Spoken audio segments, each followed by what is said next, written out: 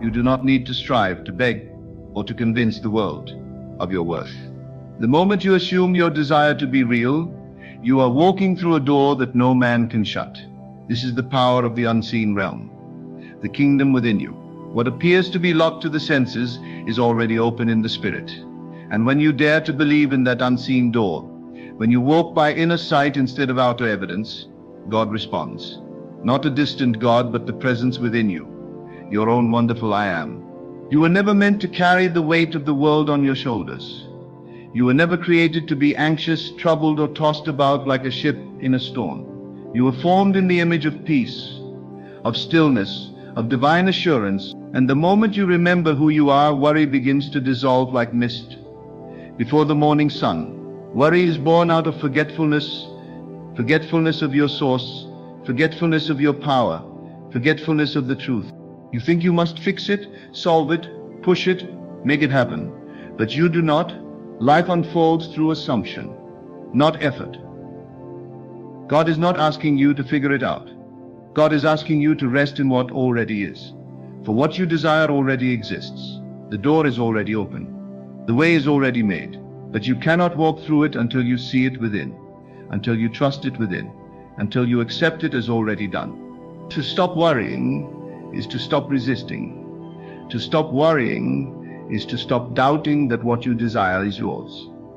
You stop worrying when you stop looking at appearances and start listening to the still, small voice within. That voice that says, all is well. That voice that declares the end from the beginning. That voice that knows the answer before the question ever forms on your lips. You say you trust God, but trust is not a word, it is a feeling. It is an inner conviction. Trust is quiet confidence in the invisible. Trust is the refusal to be moved by what your senses tell you. Trust is the awareness that the thing you want is already yours, because you saw it within. And having seen it within, it must take form without. Every time you worry, you are imagining something you do not want. And imagination is the workshop of reality. If you use your imagination against yourself, do not be surprised when fear becomes your experience. But if you learn to imagine only the good, only the lovely, only the fulfilled desire, then worry fades like a shadow at noon. This is not about pretending that you feel peaceful while inwardly you tremble. No, this is about reconditioning your inner world. This is about persistently assuming that the answer is done, that God has already moved, that the path is clear even if you can't see it yet, that everything is aligning even while the outer world still looks the same. You don't beg for what's already yours. You don't plead with God to do what's already been done. You assume it. You live from the end. You rest in the feeling of the wish fulfilled. You let that feeling saturate your being. You walk through life not as someone hoping things will work out, but as one who knows they already have. When worry rises, it is only a signal. You've forgotten who you are. Come back. Return to the inner sanctuary. Return to the vision. Assume the feeling of the answer and stay there. Dwell there. Live there. For it is in that sacred dwelling place that all things are added unto you. Not by might, not by struggle, but by alignment. You stop worrying not by force, but by focus, by deliberately choosing again and again to feel as if it's already done, to trust that what you hold in consciousness must clothe itself in form. God is not far off, waiting to bless you.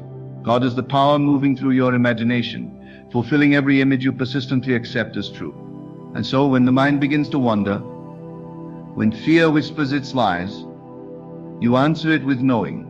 You answer it with silence. You answer it with stillness that says, I already have it, that says it is finished, that says I trust the unseen more than the seen. And as you hold to that inner state, life bends. Reality reshapes itself.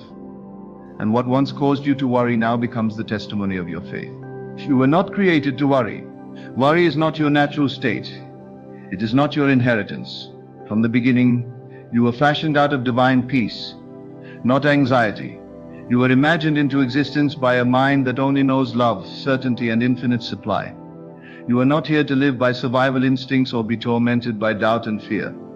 You are not meant to constantly brace for the worst, to feel at the mercy of circumstances, or to try to earn your worth through endless struggle. That idea that you must worry in order to be responsible, that you must be anxious to prove you care, is a lie passed down through generations of forgetfulness. The truth is far more powerful and far more simple. You were created to rest, to trust, to know within yourself that you are supported by a force far greater than your own willpower. Every time you worry, you are stepping outside your divine nature. You are entertaining a state of mind that contradicts the truth of who you are. Worry suggests that you are alone, that there is no divine orchestration, that what you desire may not come, that life may not support you, but none of that is real. It may feel real, it may appear loud and urgent, but it is not truth. You were not created to carry burdens heavier than your soul can hold. You were created to live from a place of harmony, faith, and inner knowing. Worry is not your responsibility. Creation is. You were given imagination, not panic. You were given inner vision, not inner torment. Worry is the misuse of imagination. It is the act of projecting into the future something unwanted and then emotionally preparing to receive it. But you were not meant to do this. You were meant to imagine the good, the lovely, the healing, the completed. You were meant to live from a place of knowing that everything is already finished in the mind of God, that all things are already aligned with your highest good. But you cannot see it if you are looking through the lens of worry. Worry distorts your spiritual vision. It clouds the truth and binds your awareness to fear. Stop for a moment and become still. Not in your body, but in your mind. Ask yourself, what if everything is already working out for me? What if the timing is already perfect? What if the door is already open in the unseen realm, and all I need to do is walk in consciousness until it appears in form? This is the place of divine remembrance, the place where you begin to feel your true self again. Not the self defined by effort and external evidence, but the self that knows the truth by feeling it, not by seeing it. You are not designed to live reactively. You were designed to live imaginatively. Worry makes you reactive. It convinces you that the outer world determines your fate. But you were never meant to respond to circumstances as if they are your master. You were created to rule over them, to rise above appearances, to bring forth the unseen into the seen through the power of inner conviction. When you worry, you step into a false identity, one where you believe that you must do it all alone, where your faith wavers with every obstacle. But when you trust, truly trust, you return to the knowing that you are backed by an eternal promise, that all you need is already provided. Worry is a habit of those who have forgotten that God lives within. It is a pattern, not a destiny.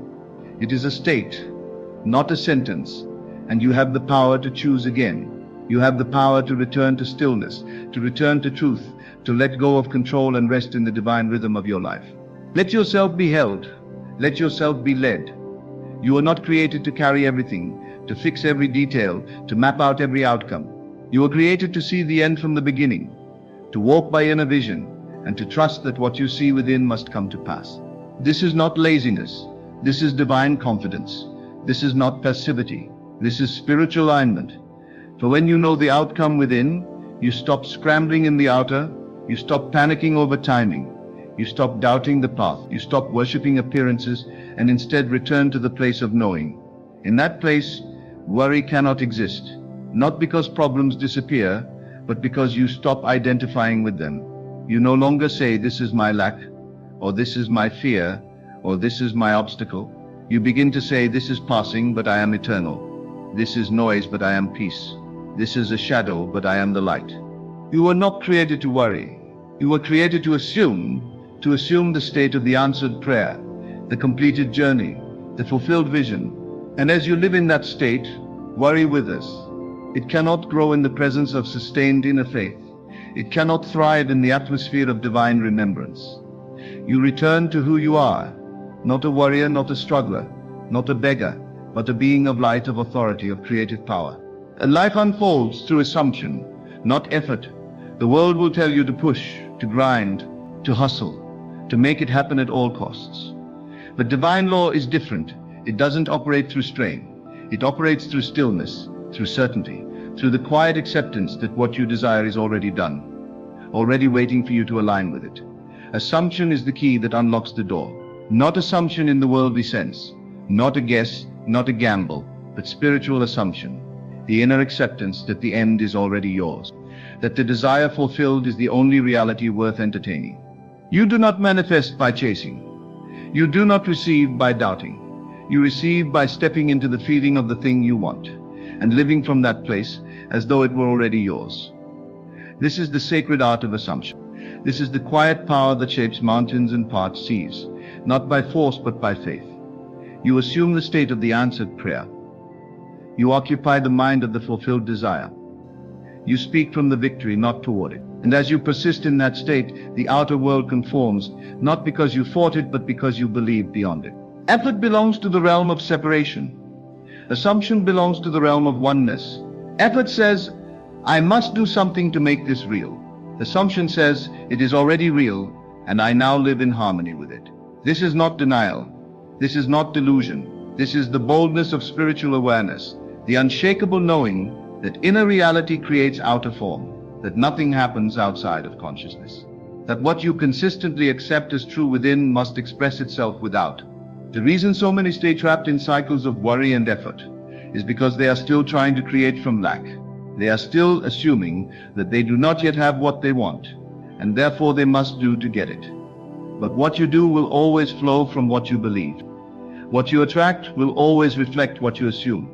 If you live in a state of I don't have, then no matter how much you work, you are reinforcing the absence of your desire. But if you live in the state of I already received, then every action becomes inspired, every step becomes guided, every moment becomes a bridge to the inevitable. You are not here to make it happen. You are here to assume it's already happened. That assumption becomes your dwelling place.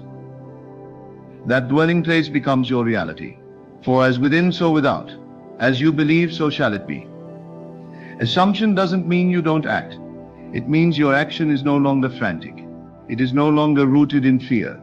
It flows naturally, easily, with divine timing and precision, because it is anchored in a state of already having. You no longer ask, how will this happen? You declare, it has already happened. I need only stay faithful to the vision.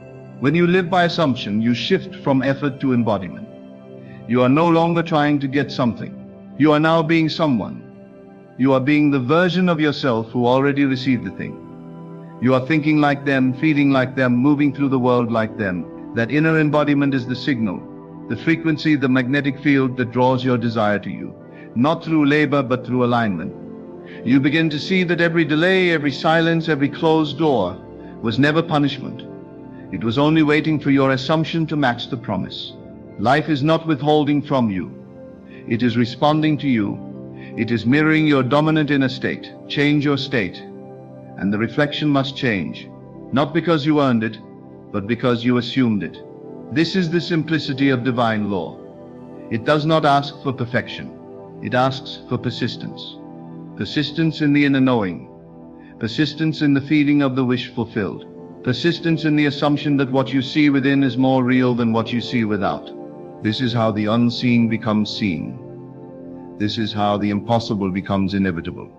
Not by the strength of your effort, but by the steadiness of your assumption. You live from the end, not toward it. You think from the desire fulfilled, not toward its fulfillment. You don't use prayer to beg. You use it to align. You don't use faith to cope. You use it to create. And creation is not a future event. It is a present awareness. The moment you assume it is done, something shifts in the unseen. The path begins to clear. The answer begins to form. The world, though it may seem unchanged, begins to bend around the one who dares to believe. And so you choose. In every moment you choose to worry or to assume. You choose to struggle or to trust. You choose to force or to align. One way leads to exhaustion. The other leads to peace. One builds a reality of fear. The other builds a reality of fulfillment. The choice is yours, and so is the power. Trust is not a word, it is a state of being. It is not something you say, it is something you feel. Many speak of trusting God, but their hearts remain in turmoil. Their minds are full of questions, doubts, and fearful imaginings. Trust, real trust, is silent. It does not argue with appearances. It does not demand evidence before it rests. It moves inward, settles into the unseen, and says quietly, it is already done. That is the essence of trust, not a desperate hoping, not a pleading prayer, but an inner agreement with the divine that what is promised is already fulfilled. You can only truly trust God when you have learned to trust the vision within yourself. The moment you see the desire clearly, and you feel the reality of it within, you are called to rest, to rest. Not in the sense of inactivity, but in the sense of inward stillness, the absence of resistance. That stillness is the fruit of trust. Trust knows the seed is already planted and does not dig it up daily to check for growth. Trust allows the process to unfold without panic. It understands that delay is not denial, that silence is not abandonment. It believes in divine orchestration even when the outer world seems out of tune. When you walk by sight, you will always be tossed by the winds of uncertainty. The world will show you contradictions, closed doors, rejection, lack, and your senses will scream that things are not working. But trust does not live by the senses. Trust lives by the inner eye. It feels the truth of what is coming, even when it cannot yet be touched. That is the great divide between the one who trusts and the one who wavers. The one who wavers demands external proof before they feel peace. The one who trusts feels peace before the proof appears. And in doing so, they become the cause of the manifestation. To say you trust God while feeling anxious is to live in contradiction. True trust leaves no room for panic. It leaves no room for struggle. It doesn't mean you don't feel emotions. It means your emotions no longer have the final word. Trust makes you calm in the storm. It makes you laugh in the face of delay. It makes you declare, I already have it, even when there's no sign in sight. And that declaration is not empty. It is not made to impress others. It is the deep knowing that inner reality precedes outer form. So many claim to trust, yet they cannot rest. They cannot stop rehearsing worst-case scenarios. They cannot stop asking when, how, or what if. These are signs that the mind is still bound to the illusion of separation. You cannot trust God and believe you are alone. You cannot trust and still believe that life happens to you rather than through you. Trust reconnects you to your divine nature. It reminds you that you and God are not two. The power that created the universe lives in you. That power knows what you need, knows how to bring it, and is always working, even in the silence, even in the dark. Trust is not built in the light. It is built in the moments where you cannot see the way. It is built when you choose to believe despite the lack of evidence. It is built when you lean not on your own understanding, but on the inner conviction that the outcome is already secure. That kind of trust cannot be shaken, because it does not depend on facts. It depends on truth, and truth is unchanging. Truth says what you desire is already yours. Truth says, I go before you and make the crooked places straight. Truth says it is finished. You cultivate trust by returning again and again to the inner feeling of completion. You stop waiting for something to happen out there and begin to feel it has already happened within you. You stop speaking of your desire as something in the future and start referring to it as a current reality. That shift from future to present is the signature of trust. You begin to say, I am already healed. I already have my answer. It is already unfolding for me. And you say it not to make it true, but because you know it is true. Trust means letting go of timelines. It means releasing your attachment to outcomes. You no longer watch the clock or count the days. You no longer compare your journey to another's. You stop asking, why hasn't it happened yet? And instead affirm, it's unfolding perfectly. That kind of trust cannot be faked. It must be felt. And when you feel it, when you walk in it, you begin to see miracles. Not because you begged for them, but because you aligned with them. To trust God is to stop micromanaging the process. You do not need to figure out the how. You do not need to chase signs or manipulate circumstances. Your only job is to assume the end, to enter the state of the wish fulfilled, to remain there, unmoved, unshaken, resting in the knowing that what you have imagined, felt, and accepted as true is already on its way to form. The outer must respond to the inner. That is law. And trust is the bridge between the inner vision and the outer manifestation. Trust is also what sustains you in the waiting. It makes the wait feel short. It makes the silence feel sacred. When you truly trust, you stop rushing. You understand that divine timing is never late, and what is meant for you cannot miss you. You stop asking, what if it doesn't happen, and start declaring it has already happened. And as you live in that state, life bends around your inner assumption. The world rearranges itself to match the feeling you have chosen to dwell in. Imagination shapes reality. There is no power greater than the human imagination used with intention. It is the womb of all creation, the bridge between the seen and the unseen. What you consistently imagine, what you feel as real, must manifest. For imagination is not fantasy. It is the formative substance of all things. Everything that exists first existed in thought. Every structure, every invention, every miracle, every breakthrough was first a picture in someone's mind. That is the mystery of creation, and you hold it within you. You are not merely a spectator in this life. You are the cause of it. Most people imagine unconsciously. They replay fears, replay trauma, rehearse worst-case scenarios, and then they are shocked when their life reflects what they have been meditating on. But you cannot plant thorns and expect roses. You cannot entertain fear and expect peace. What you dwell on in imagination is what you water, and what you water grows. This is not punishment. This is not superstition. This is law. Imagination, clothed in feeling, is the seed of every event in your life. When you begin to use it consciously, to assume what you desire already exists, you become the master of your reality. You must understand that imagination is not just visualization. It is not just pictures in the mind. It is felt experience. It is entering a scene so deeply in consciousness that it becomes real to you. You feel it in your body. You see it with the inner eye. You hear the words, the sounds, the atmosphere of that desired outcome. You let it become so real inside you that the outer world loses its grip. That is when imagination becomes creation. Not when it is casual, but when it is saturated with emotion and belief. Every time you imagine the worst, you are creating it in seed form. Every time you imagine the best, you are creating it too. The world you live in tomorrow is being shaped by the images you hold today. You cannot escape this truth. You can only learn to use it. Use it to imagine from the end, not toward the end, but from it. Enter the state of the answered prayer and dwell there. Live there. Let it become more familiar to you than the old reality. Let the imagined experience become your new home in consciousness, and the outer must eventually come into agreement. You do not need to see results to know it's working. You only need to persist in the state. Reality is delayed, not denied. What you imagine now must take form if you hold to it. The longer you persist, the more inevitable it becomes. And it is not about intensity, it is about consistency. You must be more loyal to your imagination than to your fears. You must be more faithful to the image of the fulfilled desire than to the appearance of lack. That faith, quiet, steady, unwavering, is what brings the invisible into form. Imagination is the language of spirit. It is how the divine speaks to you. The dreams you dream, the desires you feel, the images that stir your heart, they are not random. They are invitations.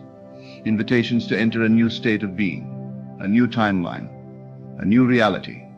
But you cannot visit the state and expect it to manifest. You must move in. You must dwell in the scene of your desire fulfilled and refuse to leave. You must feel the outcome as real and let that feeling lead your thoughts, your actions, your emotions. That is the power of conscious imagination. The world around you is simply a reflection of what you've been imagining. Persistently. If you want to change the world, you must first change the image you hold within. That image, when combined with feeling and faith, becomes the mold through which life flows. Do not underestimate the quiet moments you spend in inner vision. Those moments are not idle. They are powerful. They are sacred. In those moments, you are creating not through toil, but through trust. Not through action, but through assumption. Not through force, but through feeling. If you would change your life, change your imagination. Stop telling the same story. Stop rehearsing lack. Stop repeating the old identity. Begin to imagine yourself as the person who already has what you desire. Imagine yourself living the life you've asked for. Let the scene unfold. Let the emotion rise. Let the feeling settle in your chest. And then stay there. Return to it daily. Visit it in the quiet. Walk through it in your mind. Speak from it. Think from it. Move from it. And you will see that the world has no choice but to catch up with the inner picture you've chosen to make real. There is no power outside of consciousness. The world is not happening to you. It is flowing from you, from your dominant images, from your persistent feelings, from your assumptions about what is possible. So assume wisely. Imagine faithfully, feel deeply, and trust completely. For what you see within is not illusion. It is creation in progress. Peace is not something to be found. It is something to be remembered. It already exists within you, waiting to be uncovered the moment you stop resisting. What is in the silence between your thoughts, in the stillness beyond the noise of worry, there is peace.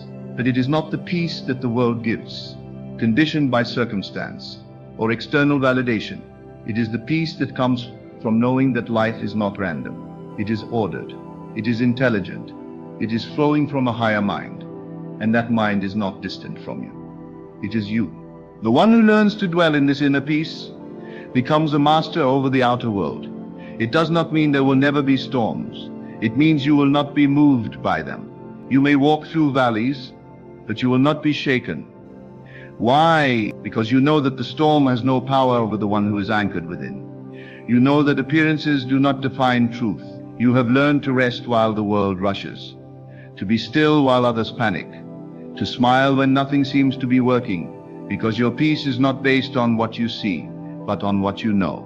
Worry is always born from the illusion that something is missing, that something has gone wrong, that you are not where you are supposed to be. But nothing is missing. Even delays are divine. Even the detours are orchestrated. Even your so-called setbacks are leading you forward. When you understand this, peace becomes your natural state. You stop fighting the moment. You stop trying to escape what is, and instead begin to cooperate with it. You see the invisible hand guiding your path, and you walk with quiet confidence. To choose peace is to step outside the limitations of your old self. It is to renounce the constant need to control, to predict, to force.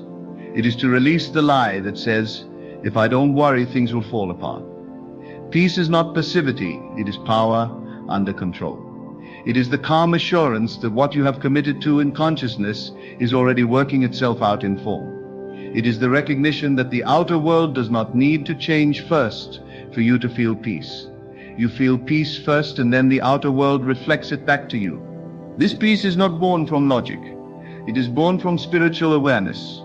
It comes when you realize that you are not separate from God, from the divine intelligence, from the source of life itself. When you know this deeply, not as theory but as experience, you stop reacting to life and start responding from a deeper place. You stop asking, what should I do, and begin affirming all is well. And from that place of peace, clarity comes, direction comes, inspiration flows. You are no longer acting from fear, but from alignment. Many are seeking peace through external change, a new job, a healed body, a resolved relationship. But lasting peace never comes from conditions. It comes from the state you choose to dwell in. You must first be peaceful in the unseen, in the in-between, in the unformed. You must carry peace into your imagination, into your assumptions, into your conversations with yourself. Peace must become your new emotional home. And when it does, everything in your life will begin to mirror that peace. You cannot carry peace and fear at the same time. You must choose which voice to listen to. Fear says, it's too late. Peace says, it's right on time. Fear says, what if it doesn't work out? Peace says, it already has. Fear tries to protect you by imagining all the ways you might suffer. Peace protects you by reminding you that nothing real can be lost, and nothing unreal can be threatened. When you choose peace, you are choosing to believe in a higher reality than the one your senses present to you. There is great wisdom in silence. When you no longer react, when you no longer defend, when you no longer argue with life, you make room for grace to enter. You make room for solutions to rise. You make room for the subtle nudges of spirit to guide you. The noise of worry drowns out divine instruction. But peace is a listening posture. It says, I don't have to know everything. I only have to be still enough to hear what is mine to know. In that stillness, wisdom comes, not through effort, but through surrender. You begin to see life differently when peace becomes your lens. You no longer judge what happens as good or bad. You no longer resist the process. You begin to trust that even when things fall apart, they are falling into place.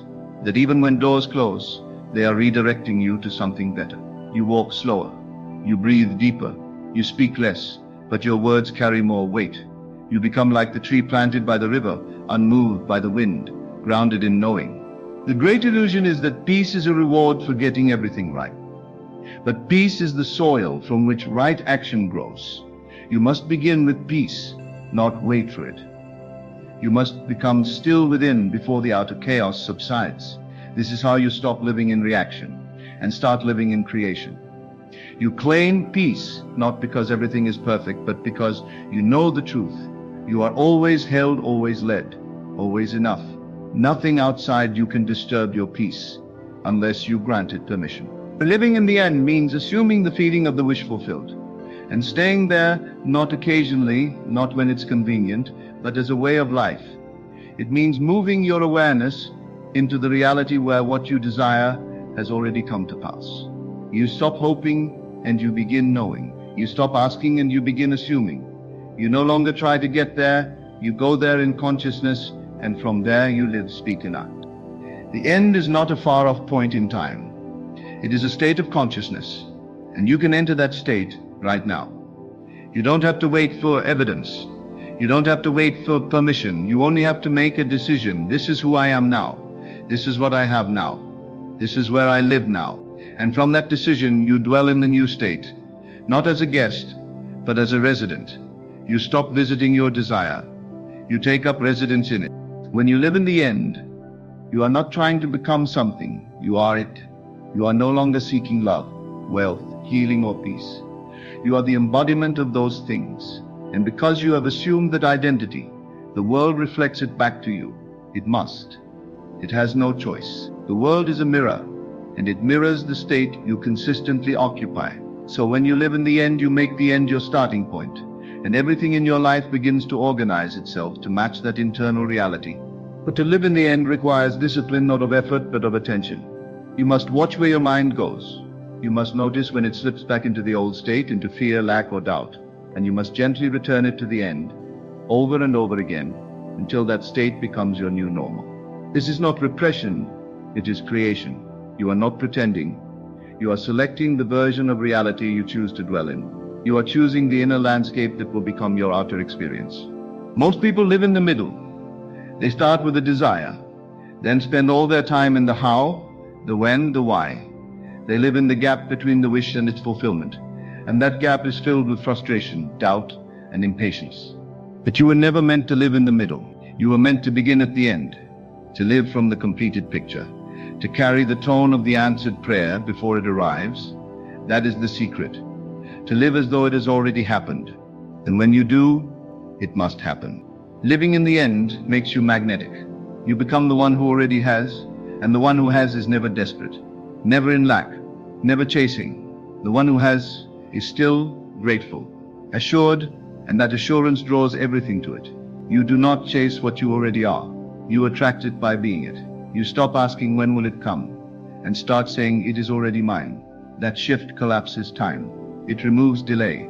It brings the unseen into the seen. You may ask, how can I live in the end when everything around me says otherwise? But the outer world is always a reflection of yesterday's assumptions. You do not need it to change first. You only need to persist in the new state, and the world will catch up. Your job is not to argue with appearances, but to remain loyal to the end. Your job is not to fight the old, but to feel the new. And feeling is everything. What you feel consistently becomes your life. To live in the end is to remember that you are the cause, not the effect. You are the author, not the victim. You are the scriptwriter, not the actor bound by lines written by someone else. You decide the outcome, and then you move your attention to that outcome and make it real within. Not one day, not someday. Now. The now moment is the only place where creation happens. And when you occupy that now with the energy of fulfillment, the world reshapes itself accordingly. There is no power in waiting. The power is in assuming now. The end is not a destination you reach. It is a reality you enter and inhabit, and once you inhabit it, everything that doesn't match that reality begins to dissolve. Old patterns fall away. Old stories lose their grip. Old circumstances begin to shift. Why? Because you have shifted. And when you shift, life shifts.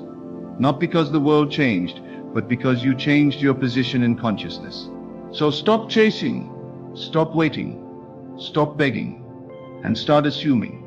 Assume the identity of the one who already has. Assume the feeling of the one who already is. Live from that place, walk from that place, speak from that place, and the world will bow to your assumption.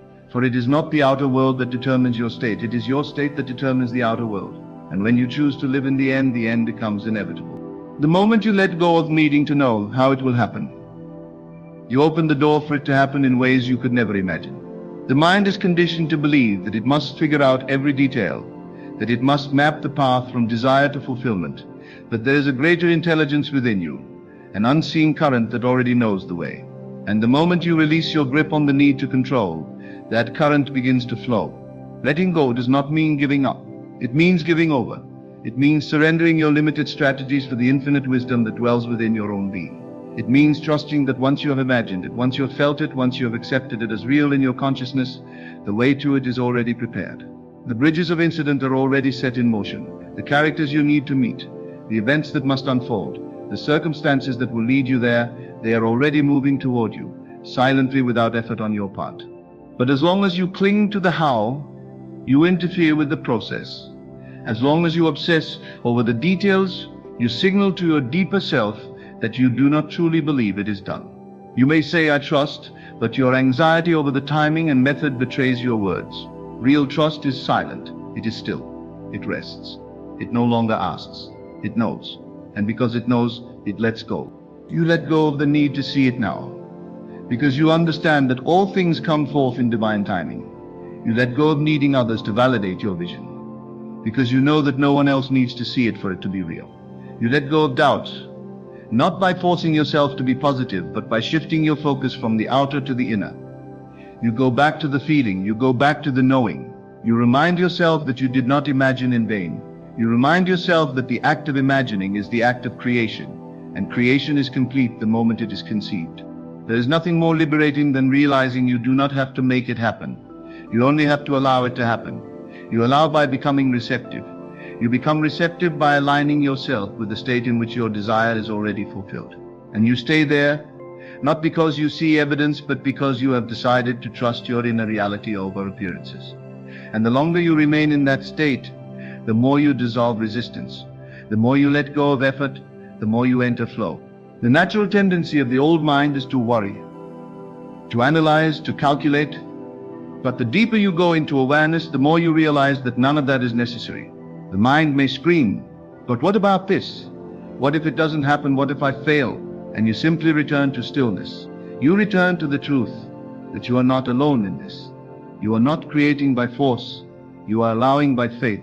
And that faith is not blind. It is based on your inner experience. It is based on your decision to dwell in the end. There is a subtle but profound shift that happens when you let go. You stop pushing. You stop trying to make things happen through human effort alone. You rest in the knowing that what is meant for you is already yours. And that knowing magnetizes it to you, not through striving, but through surrender. Not through performance, but through presence. You no longer carry the weight of your future. You trust that it is unfolding perfectly, and that trust becomes your peace. Letting go is not passive. It is deeply active in the invisible realms. It is the choice to remain loyal to the unseen. It is the decision to abide in the vibration of fulfillment even when nothing around you reflects it. It is the power of becoming empty, so that life can pour into you the form your imagination has constructed. The one who lets go becomes like the open hand. Nothing is forced, and nothing is blocked. Life flows through the open hand. Life responds to the one who trusts. You begin to realize that it's not your job to carry the how. Your only job is to carry the feeling, the assumption, the end state. That is your offering to the divine within you. You say, here is the version of reality I choose to live in. And the divine responds, not to your words, but to your vibration. It arranges circumstances, people and moments to reflect back what you have already accepted as true. And so you no longer chase. You no longer beg. You no longer argue with appearances. You simply return to the silence within. You go back to the imaginal act. You go back to the inner state where it is already done. And then you release. Not because you are indifferent, but because you are certain. And that certainty is what moves mountains.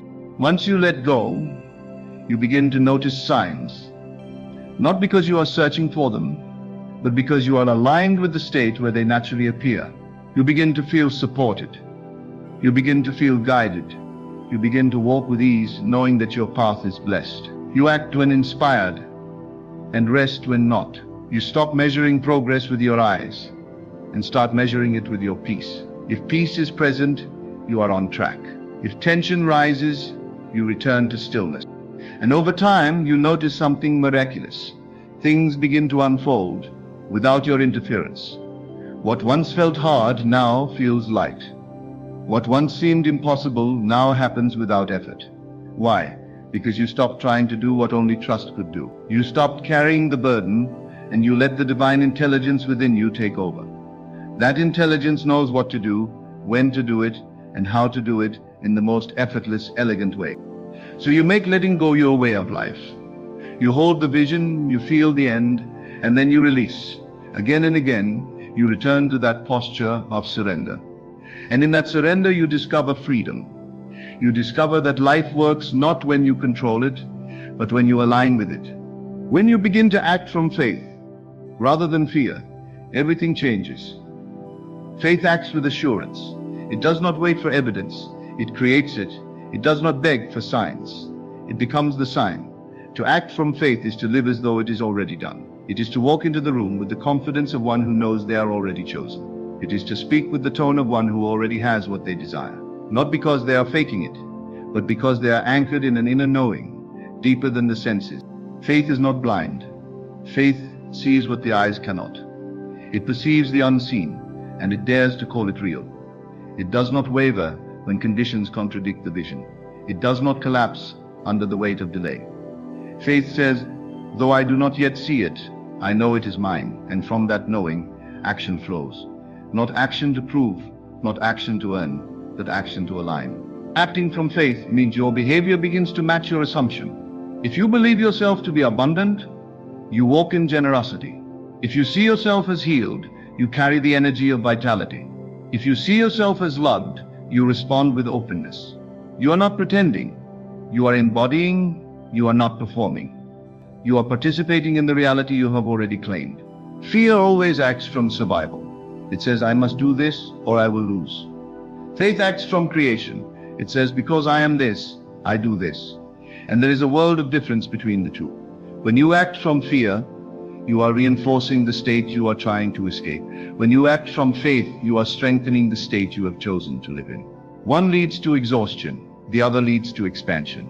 Faith does not require perfection. It only requires persistence. It means returning again and again to the truth of who you are. When doubts arise, and they will, you do not fight them. You simply shift. You remember. You return to the state of the wish fulfilled, and you let that state guide your steps. You begin to trust the nudges. You begin to follow intuition. You stop second-guessing every move, because you know that when you dwell in the right state, the right actions follow. The actions taken from faith feel light. They feel inspired. They are often simple, even small, but they open doors. They create movement. They initiate the unfolding of your desire in time and space. You may be led to call someone, to send an email, to apply for something, to go somewhere unexpected. And as you obey those small prompts, you realize that each step is part of a larger orchestration that your conscious mind could never have arranged. This is the dance between inner and outer. You feel the end, you dwell in it, and then you act in accordance with it. Not to make it happen, but because it already has. You do not wait for the external to confirm your state. You express your state into the external. You become the cause, and the world becomes your echo. Even when nothing seems to be changing, faith keeps you steady. You know that just as a seed takes time to break through the soil, your inner work is germinating. You know that what you have assumed will come forth not through effort, but through resonance. And so you act not out of desperation, but out of alignment. You do what feels natural in the state of the wish fulfilled. You live from the end, and life responds. To act from faith is to honor your imagination as truth. It is to treat your inner world with reverence. It is to move through the world as if what you desire is already fact. And in doing so, you draw that fact into form. Your movement becomes your magnet. Your decisions become declarations. Your life becomes a mirror of the state you have chosen to embody. And this is how manifestation becomes effortless. Not because you did nothing, but because you acted from the right state. You lived from fulfillment rather than lack. You took steps not to get something, but to express who you already are. That is the difference. That is the power. And when you master this, there is nothing you cannot be, do, or have. For the one who acts from faith is never acting alone. In the end, the journey to stop worrying and truly trust is a journey inward, a surrender to the infinite wisdom and power that already reside within you. It is a commitment to live not by what the eyes see or the mind fears, but by what the heart knows and the imagination feels. When you release control over the how and the when you let go and let the divine flow through you, you open yourself to a life of ease, grace, and fulfillment. Acting from faith, anchored in the certainty of your fulfilled desire, transforms every step into an expression of your inner truth. Trust is not passive. It is the highest form of power, power that moves mountains, shifts realities, and draws to you all that you have imagined. This trust is your peace, your freedom, your creative force. And with it you become unstoppable. You do not move doors by effort. You move them by knowing. The door swings open the moment you assume the state of already having walked through it. The world may say, it's impossible. But the world is merely the echo of yesterday's beliefs. It cannot bind what God has already loosed. It cannot close what God has opened within you. There is no need to force anything. The door is not held shut by man's opinion, by circumstance, or by delay. It is only your own consciousness that opens or shuts it. If you feel yourself to be unworthy, the door remains closed. Not by judgment, but by your own refusal to see yourself as God sees you. But when you rise in awareness, when you say inwardly, I am already what I long to be, then the door appears. And not only appears, but swings open in a way that confounds reason. You are not waiting on the door. The door is waiting on you, waiting on your recognition, your identification, your willingness to feel the reality of what is unseen. And when you do, you will find that no one, no system, no limitation, no voice of doubt can close what has been opened in spirit. God does not consult the opinions of others to open a path for you. It is done in silence, in stillness, in the hidden chamber of your own being. Others may not understand it. They may wonder how, or why, or through whom, but you will know. You will know that it was not by might, not by power, but by the inner awareness of I am. Assumption opens doors. This truth, so simple and yet so profound, is the cornerstone of all transformation. When you assume something to be real, you are not merely imagining it as a hopeful fantasy. You are placing yourself in the state of fulfillment. You are stepping into the dimension where that reality already exists. It is not a matter of hoping or wishing. It is a matter of knowing and living from the end. The assumption is the act of faith, the movement of inner being toward what is already yours in spirit. And once you make that assumption and abide in it, the outer world must conform. It has no choice. It is clay in the hands of the potter, and your inner state is the potter. The world you see is not fixed, it is fluid. It is not permanent, it is shaped and reshaped by your thoughts, your feelings, and above all, your assumptions. Whatever you accept as true of yourself begins to manifest in your experience. So when you assume that the door is open, you are not waiting for a sign, you are creating the sign. You are generating the movement. You are activating the invisible power of God within you. You are becoming the living testimony of the unseen law that governs all things. To assume is to trust the unseen more than the seen. It is to believe in the invisible structure of reality more than the shifting sands of circumstance. And yet that is the great challenge, because the senses scream for evidence. The mind demands proof. The world whispers, wait and see. But the spirit knows. Believe and you will see. The assumption precedes the fact. The inner act creates the outer result. What you assume becomes your atmosphere. It surrounds you. It radiates from you. It becomes the field through which all things filter. You cannot hold an assumption and not see its reflection. Eventually, in the mirror of your life, some reflections may be instant. Others may take time. But time is irrelevant to the law. Time is merely the unfolding of what is already done in the invisible. And so, assume the best. Assume the door is not just open, but welcoming. Assume the path is already prepared, the answer already sent, the way already cleared. Let that assumption fill your mind in the quiet moments. Let it walk with you, speak through you, breathe in you, become the embodiment of that reality. Don't wait for confirmation, be the confirmation. The moment you do, you will feel the shift. The calm confidence will settle in. A sense of ease will arise. You will stop striving because you will know it is already done. Seed. When you walk by inner sight, your confidence is not rooted in outcomes but in identity. You are not swayed by results. You are led by revelation. You know who you are, and from that knowing you see what is yours. You see the door open not because it is honed yet in the physical, but because you have seen it so clearly within that. You cannot be denied. That vision becomes your compass, your anchor, your source of peace. And what happens when you live this way? Reality bends, people appear, opportunities align, coincidences increase. But these are not signs to start believing. They are results of your believing. You don't believe because things happen.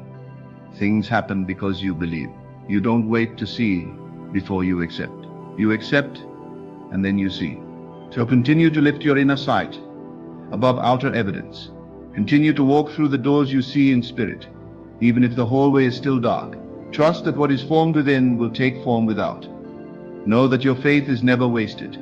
The seed of vision will grow. The dream, when nurtured by inner sight, will become substance. The invisible will become visible. And the door once imagined as open will soon be open in truth. And so, beloved, let this truth settle into your spirit. The door is already open, not by man's permission, but by divine authority. Not because of striving, but because you dared to believe. Your assumption has power. Your vision is sacred. Your inner agreement with the promise is the key that no hand can remove. Walk not by what you see, but by who you know yourself to be in spirit. For when you remain faithful to the end you have seen, the world must reshape itself to match your inner reality. Delay is not defeat. Rejection is not final, and the no of man cannot silence the yes of God. Keep walking. Keep knowing. Keep becoming. The door stands open, and no man can shut it.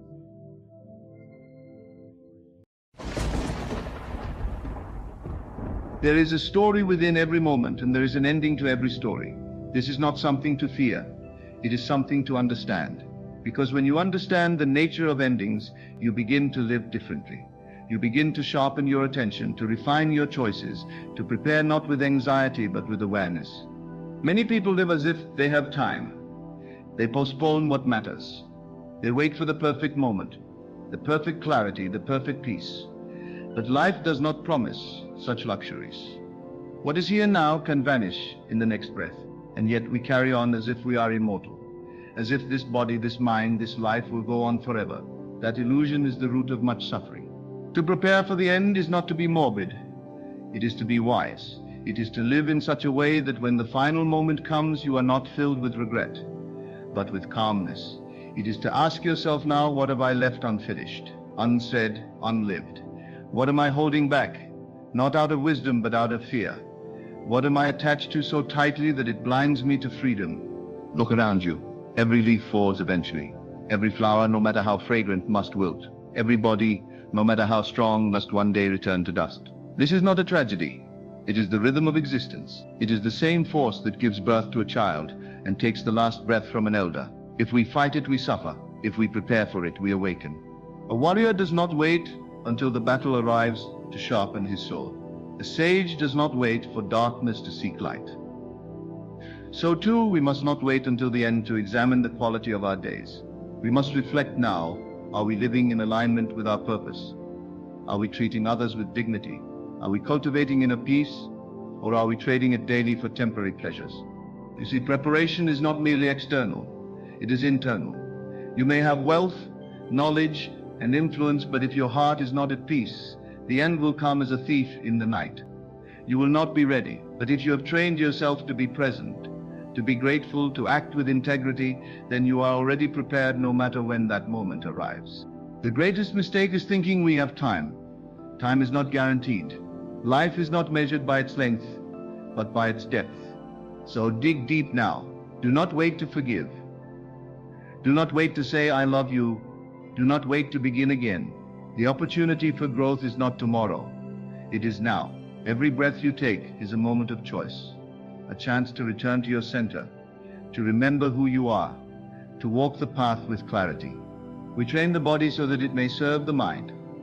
We train the mind so that it may serve the spirit. And we train the spirit so that it may meet the end without fear. This is why discipline matters.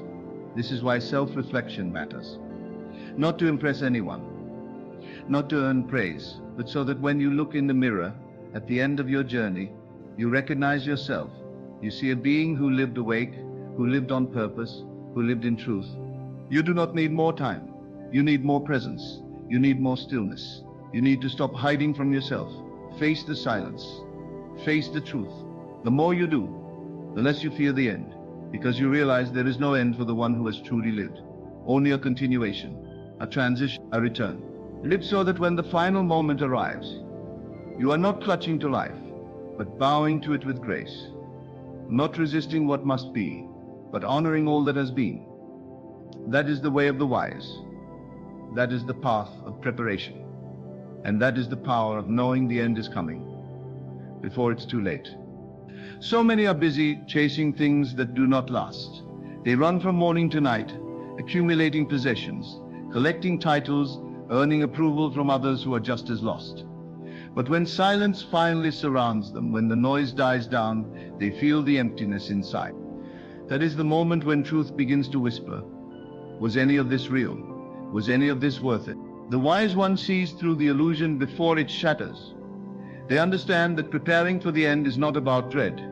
It is about purification. It is about clarity. It is about stripping away the unnecessary until only the essential remains. And what is essential? Your character, your state of mind, your intention. These are what carry you beyond the threshold. Ask yourself, if you had just 1 year to live, how would you spend it? What would change? And now go deeper. Why are you not already living that way? What illusion has convinced you to delay your joy, your healing, your full expression? There is no gatekeeper but yourself. There is no authority stopping you from being whole. Only your own hesitation. Every sunrise is a quiet reminder. You are being given another chance. Another chance to correct your course, to release what weighs you down, to forgive yourself for your past, and to walk forward in the direction of light. But how many people waste that chance? How many sleepwalk through their days, numbing themselves with distraction and calling it a life? To live with awareness of the end is to prioritize. You stop wasting time on petty arguments. You stop clinging to wounds that serve no one. You stop betraying your deeper knowing for the sake of comfort. You become deliberate. You speak with sincerity. You listen with your full being. You move through the world, not in a rush, but with reverence. This is what it means to be a practitioner, not merely of martial arts, but of life. You cultivate presence the way a gardener tends a sacred field. You pull out the weeds of jealousy, pride, and greed. You water the roots of kindness, patience, and humility. You stand watch over your own mind, because you know that your thoughts become actions, and your actions become your legacy. People often ask, what is the purpose of discipline? Why train the body, the breath, the mind? The answer is simple, because life is unpredictable. Suffering will come, loss will come. And when it does, you will need inner stability. You will need an unshakable center. You will need the ability to stand still in the storm. That strength is not given, it is forged. You do not prepare for the end by running from death. You prepare by learning how to live fully, truly, deeply. When your actions are guided by compassion, when your words are clean, when your heart is free from hidden bitterness, then you are ready. Ready for the next breath or the final breath. It does not matter, because you have already fulfilled your duty to this moment. This is why silence is a powerful teacher. In silence, there are no roles to play. There is no audience to impress. You are left with your own reflection. What do you see when the performance stops?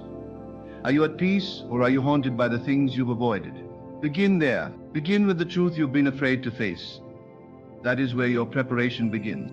You see, the fear of the end comes from unfulfilled life, from unresolved pain, from words you swallowed, dreams you buried, and love you withheld. But when you give yourself permission to live honestly, to speak when your heart says speak, to let go when your soul says release, then the end is no longer a thief. It becomes a doorway. We are all passing through. No one stays. So, do not get too attached to the form of things. The house will fade, the body will age, the name will be forgotten. But the way you lived, that leaves a vibration, that leaves an imprint, that moves forward, even when the form has gone. Train yourself to see what is eternal in the midst of what is temporary. Feel the pulse of life beneath the surface of events. Notice how even in the smallest gestures, you are shaping your path. When you help someone without needing recognition, when you stay calm when provoked, when you choose silence instead of judgment, that is preparation. That is mastery. Preparation is not dramatic. It is quiet. It is in your posture, your tone, your breath. It is in how you sit with discomfort, how you respond to criticism, how you treat those who cannot help you. It is in whether your peace depends on external approval, or whether it is rooted in something deeper, unchanging, immovable.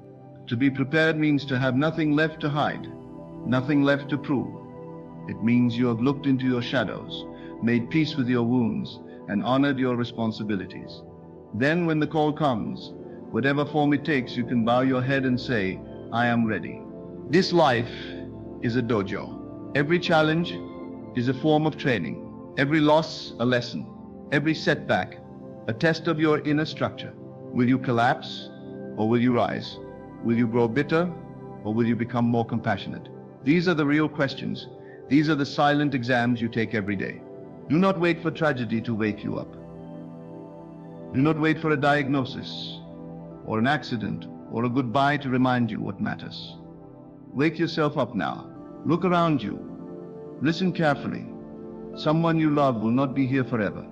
Someone you know is carrying pain you cannot see, and your own time is not unlimited. So why delay the life that is calling you? Do not settle for a surface life. Go deeper. Ask yourself, what do I fear most? What have I been avoiding? Where am I pretending? And then sit with those answers, not with judgment, but with honesty. Because in that honesty there is power, there is freedom, and where there is freedom there is peace. It is said that when a person dies, they do not regret what they did, as much as what they did not do. They regret the words they never spoke, the love they never expressed, the risks they never took, the presence they withheld. So if you already know this, why not change the pattern now? Why not live in such a way that when your time comes, you smile? To prepare is to practice dying every day, not in sadness, but in awareness. Every night when you go to sleep, let go of the day as if it were your last.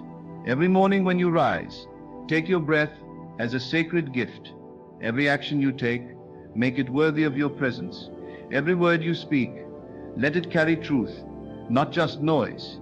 This kind of life is not always easy, but it is real, it is rare, and it is powerful. Because while others are lost in illusion, you are rooted in essence. While others are asleep, you are awake. And in your awakening, you become a light. Not for show, but for service. So walk softly, but with purpose. Speak gently, but with clarity. Live simply, but with depth. This is how you prepare. This is how you honor the mystery of life. Not by clinging, but by letting go. Not by controlling, but by aligning. Not by pretending, but by being. You came into this world with nothing. You will leave it with nothing. But in between, you have the chance to give everything to your growth, to your truth, to your practice. That is the real work. That is the silent vow of the one who walks the path. And the time to walk it is now, before it's too late. There is a moment in each life when silence becomes louder than sound. When no words can fix what's been broken. When no money can buy what's been lost. And in that moment, people often ask, what was it all for? That question, so powerful in its simplicity, does not wait for an answer in the future. It asks to be answered right now. To live with that question in your heart is not a burden. It is a compass. It shows you what truly matters. It shows you how much time you've spent chasing things that offered no real nourishment. And it calls you to a deeper standard, a higher discipline, a life not built on convenience, but on truth. You may ask, well, what does it mean to prepare? It means to strip away the false layers. It means to free yourself from the noise of the world so you can hear the wisdom of your own soul. It means to stop postponing your purpose until life becomes easier. It means to stop bargaining with your potential as though you have an unlimited supply of time. Look at nature. It is always preparing. The tree prepares in silence for the coming winter. The bird does not wait for the rain to build its shelter. The river flows forward, never looking back. But we, with all our intelligence, keep pretending that the end is far away. We keep assuming we will be given more time. That is the illusion we must overcome. You must prepare by becoming intentional. What you allow into your mind shapes the world you see. What you tolerate in yourself defines the limits of your freedom. What you practice daily becomes your fate. These are not things to reflect on once a year. These are things to confront every day, with courage, with presence, with discipline. A disciplined life is not a restricted life. It is a free life. It is the life of one who is no longer enslaved by impulses, no longer driven by blind desires. Discipline sharpens your perception. It opens your heart. It aligns your actions with your highest values. It prepares you to meet the end not with confusion, but with quiet certainty. You do not want to reach the final hour and realize you were asleep. You do not want to look back and see a trail of unfinished work, unreconciled relationships and unspoken truths. You want to arrive knowing you gave your best. You emptied yourself into the moments you were given. You walked the path with dignity. To prepare is to make peace, not just with others, but with yourself. The things you regret, the things you hide, the memories you try to erase. Look at them, sit with them, heal them, forgive yourself, not because you are weak, but because you are finally strong enough to stop carrying unnecessary weight. Your soul knows the truth. It has always known.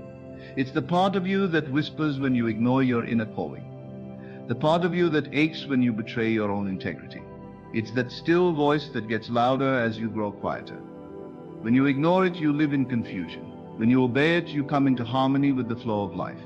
There is a sacred order beneath all things, a rhythm, a wisdom, a timing, and the more present you become, the more clearly you hear it. The less you chase the external world, the more you see how much power lives within. Not the power to control others, but the power to change your state, to direct your energy, to walk with grace, even through difficulty.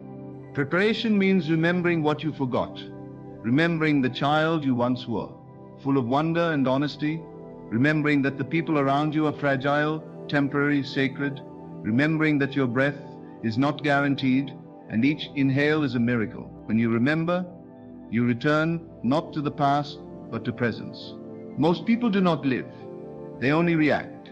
They move from one distraction to the next, from one desire to the next, trying to escape stillness.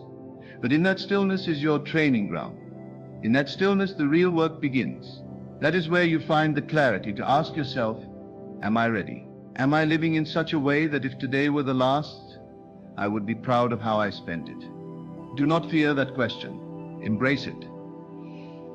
Let it drive you not into panic, but into precision, into love, into service. Let it remind you to call the person you've been thinking of, to speak kindly when it's easier to remain silent, to sit in silence when it's easier to fill the space with noise. Let that question shape how you wake, how you walk, how you rest. We prepare not for death, but for deeper life, not for an ending, but for an expansion. Because if you can meet the end well, it means you have lived well. If you can surrender without resistance, it means you have tasted freedom. And that is what this path is about. Not survival, not success in the worldly sense, but liberation. Liberation from fear, from attachment, from the illusion that you are separate from others, from the whole, from the source. You are not. The more you prepare, the more you realize that you see yourself in everyone. You see the sacred in everything. Even your struggles become holy when seen through the eyes of wisdom. Do not waste your breath on things that do not bring peace. Do not give your energy to arguments that lead nowhere. Do not let your mind be pulled in 100 directions when the truth is always here, now, inside. Come back again and again. That is practice. That is preparation. Some days will feel light, others will feel heavy, but both are part of the journey. The point is not to feel perfect, but to stay aware. The point is not to impress the world, but to live in alignment. So when the world falls silent and your name is no longer spoken, something of your essence remains, not in memory, but in presence, in the lives you touched, in the peace you cultivated. The warrior prepares for the strike long before the battle. The monk prepares for the silence long before the mountain. The wise prepare for death, not by dying, but by learning to live fully awake. You don't wait to be ready. You make yourself ready, moment by moment, step by step, choice by choice. Nothing in this life belongs to you. Not your possessions, not your status, not even your body. What is truly yours is how you used your time, how you treated others, how deeply you loved, how honestly you lived. That is all you take with you. That is all you leave behind. And so walk with care, speak with truth, breathe with gratitude, prepare yourself, not with fear but with clarity, because the end is not the enemy. It is the final mirror, and it will show you not what you owned, but who you became. If you knew the mirror was waiting at the end, perfect, silent, uncompromising, how would you move through your day? Would you rush past the moments? Would you speak without thinking? Would you allow pride to harden your face when softness was needed? That mirror, the end, is not your enemy. It does not punish. It only reflects. And what it reflects is the substance of your life, not the stories you told about it, not the excuses you gave, not the titles you collected. Only what was real. So the question must be asked again and again, not in despair, but as a compass. What am I becoming? Not what am I achieving? Not what am I collecting? Not what am I planning? What am I becoming? Because you are always becoming something, even when you think you are standing still. Your habits are forming you. Your thoughts are shaping you. Your silence or your speech is moving you somewhere. The direction is not neutral. To prepare is to take responsibility for that direction. It is to see clearly that you are not just a leaf being blown by the winds of the world, but a living force that can choose, that can resist distraction, that can awaken. But awakening requires effort, consistency, honesty. It requires that you stop running from the inner work and finally sit in it, even when it's uncomfortable, especially when it's uncomfortable. People say they want peace, but are they willing to do what peace demands? Are they willing to let go of the past, even when it means giving up the identity they've built around their pain? Are they willing to admit they were wrong, even when pride screams not to? Are they willing to pause and breathe before reacting, when it would be easier to lash out? These are not small things. They are the real training. Every person will face loss, will face change, will face the unknown. That is not in your control. But what is in your control is whether you meet those things prepared or unprepared. If you are prepared, the storms will not shake you to your roots. You will bend, but not break. You will grieve, but not lose yourself. You will continue to walk, not because it is easy, but because you trained for this. You prepared your mind. You fortified your spirit. Preparation is invisible to the outside world. It happens in the dark hours, in the silent decisions, in the moments when no one is watching. That is when it counts the most. Not when people are applauding, but when no one notices. Will you still act with honor? Will you still keep your word? Will you still choose what is right instead of what is easy? If you live only for the surface, you will crumble.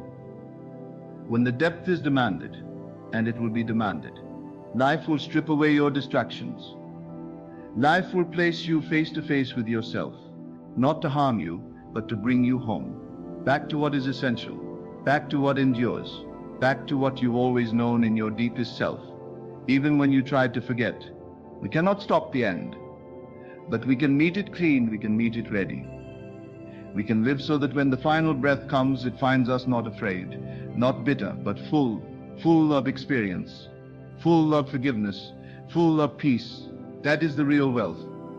That is the only treasure worth guarding. So how do you prepare? You live now as you wish you had lived when you reach the end. You listen more. You love more freely. You give without calculating. You stop waiting for the perfect moment, and instead bring your full self to the moment you have. Because that moment is all there ever is. The future is a concept. The past is a memory. But this breath, this step, this choice, this is reality. And if you can be fully present here, you are preparing well.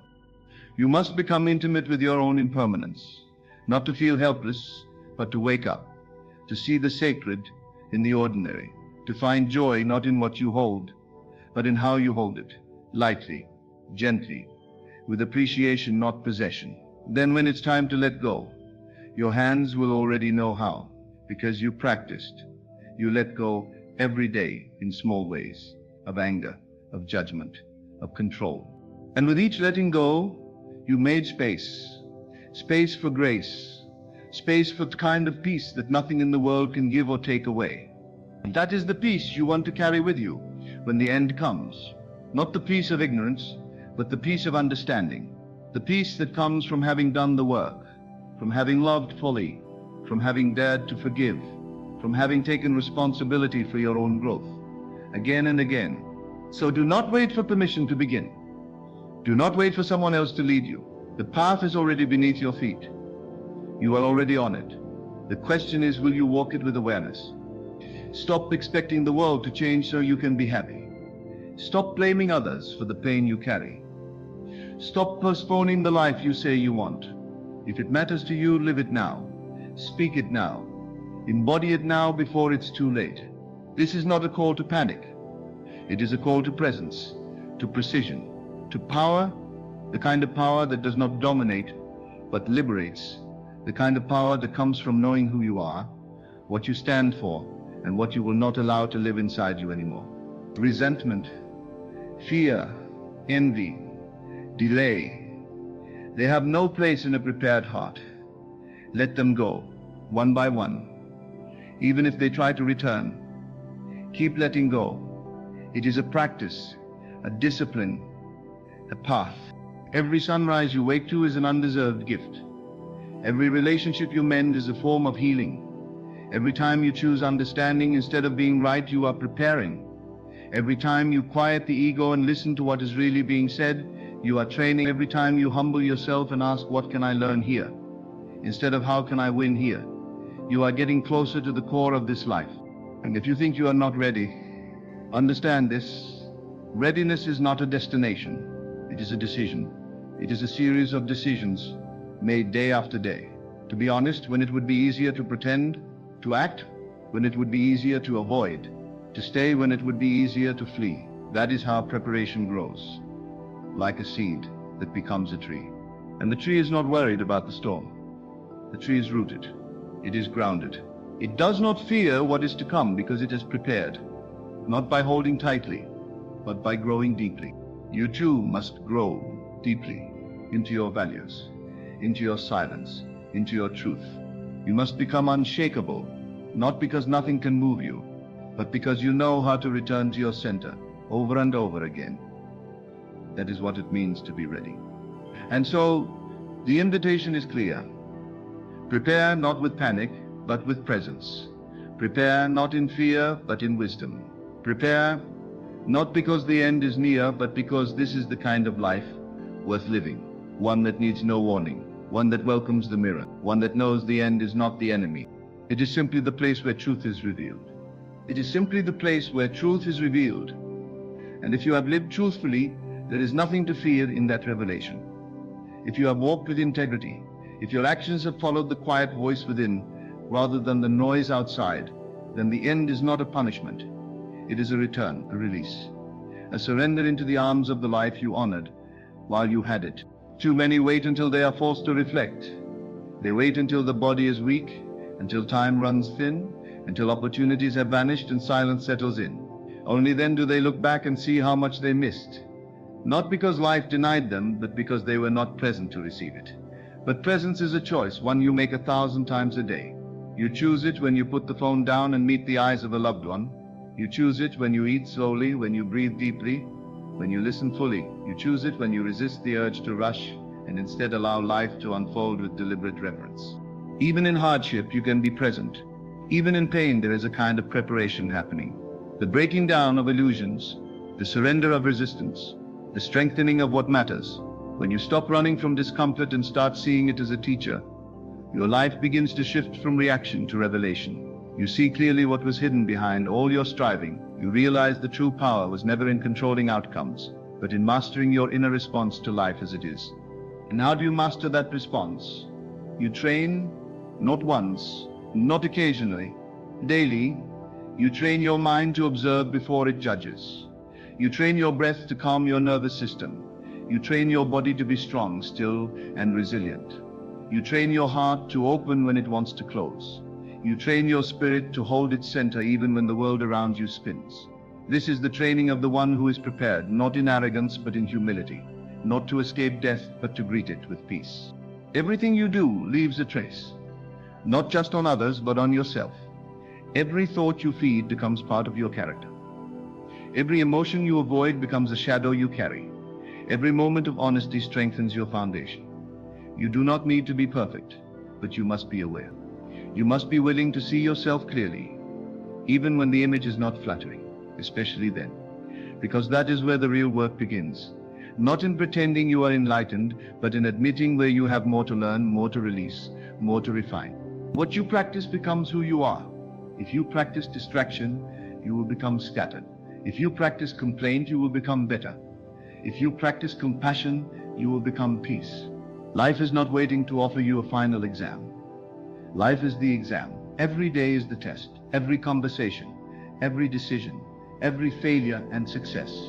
These are the moments where your preparation is revealed. Not someday, but now. People often say, I'll change when the time is right. But the time will never announce itself. The door does not knock. You must open it. You must step through. Because waiting until later is the most dangerous delusion. Later is not guaranteed. Later is how lives are wasted, how relationships die, how dreams rot untouched. You do not wait for the end to live with urgency. You live now so that when the end arrives, you are not found begging for one more day to do what you already knew you should have done. You already know. Deep inside, you already know what must be done. The apology that must be spoken, the truth that must be faced, the habit that must be broken, the gift that must be shared, the story that must be rewritten, the lie that must be let go. You know. The question is not what to do. The question is whether you will do it before it's too late. This is the path of maturity. To stop blaming others for your own soul's silence. To stop waiting for life to change and instead become the change. To take up the inner sword and cut through the excuses, the laziness, the fear. No one can do this work for you, but you do not walk it alone. Every act of courage echoes into eternity. Every moment of mindfulness shifts the world. Every soul who awakens strengthens the collective heartbeat of humanity. So don't say, who am I to change? Say instead, who am I not to awaken? You were born for this moment, to wake up, to live consciously, to die with grace. The time for half measures is over. The time for waiting is over. Now is the only moment you own, and in this moment you can choose the path of preparation, not as fear, but as freedom. You don't need to see the whole path. You just need to take the next step with your eyes open and your heart steady. The way will reveal itself as you walk. One step, one breath, one silent decision at a time. This is how a life is built, not by grand gestures, but by 1,000 quiet commitments to show up fully, even when no one is watching. Let your preparation be invisible, but undeniable. Let it be felt in your presence, not heard in your words. Let it radiate from your stillness, from your clarity, from your ability to meet whatever arises with an open heart. When others panic, let them find calm in you. When others rage, let them find peace in your eyes. When the world forgets what matters, let your life be a quiet reminder. You are not here to be consumed by the world. You are here to illuminate it. But you cannot light the way for others if your own inner flame has gone out. You must tend to that fire daily, relentlessly. You must guard it against distraction. Feed it with practice. Protect it with silence. Fan it with truth. That inner fire is your preparation. That is what will guide you when the road darkens. That is what will keep you warm when the world grows cold. And in the end, when the breath slows, when the body returns to the earth, when the mind dissolves into stillness, what will remain is not your fear, but your fire. Not your image, but your essence. Not your story, but your sincerity. Not your performance, but your presence. Let that be enough. Let that be everything. Keep preparing. So walk forward, not with fear, but with mindfulness. Let every breath remind you, this moment is your chance. This day is your dojo. This life is your path. Prepare not because the end is to be feared, but because it is to be honored. Let it find you ready. Let it find you awake. Let it find you living so fully, so presently, so truthfully, that when the final silence comes, it will not feel like an interruption, but a continuation of the peace you have already found within.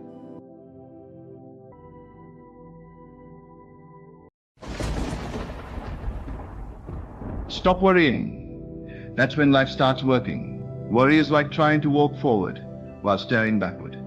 It shackles the mind, tightens the body, and clouds the soul. When we worry, we are projecting ourselves into a future that doesn't yet exist. One crafted not from truth, but from fear. And in doing so, we rob the present moment of its power, the only place where life is truly lived and where transformation actually happens. Worry pretends to be useful. It masquerades as responsibility, care, and planning. But in reality, it is resistance. Resistance to what is. Resistance to what might be. Resistance to our lack of control.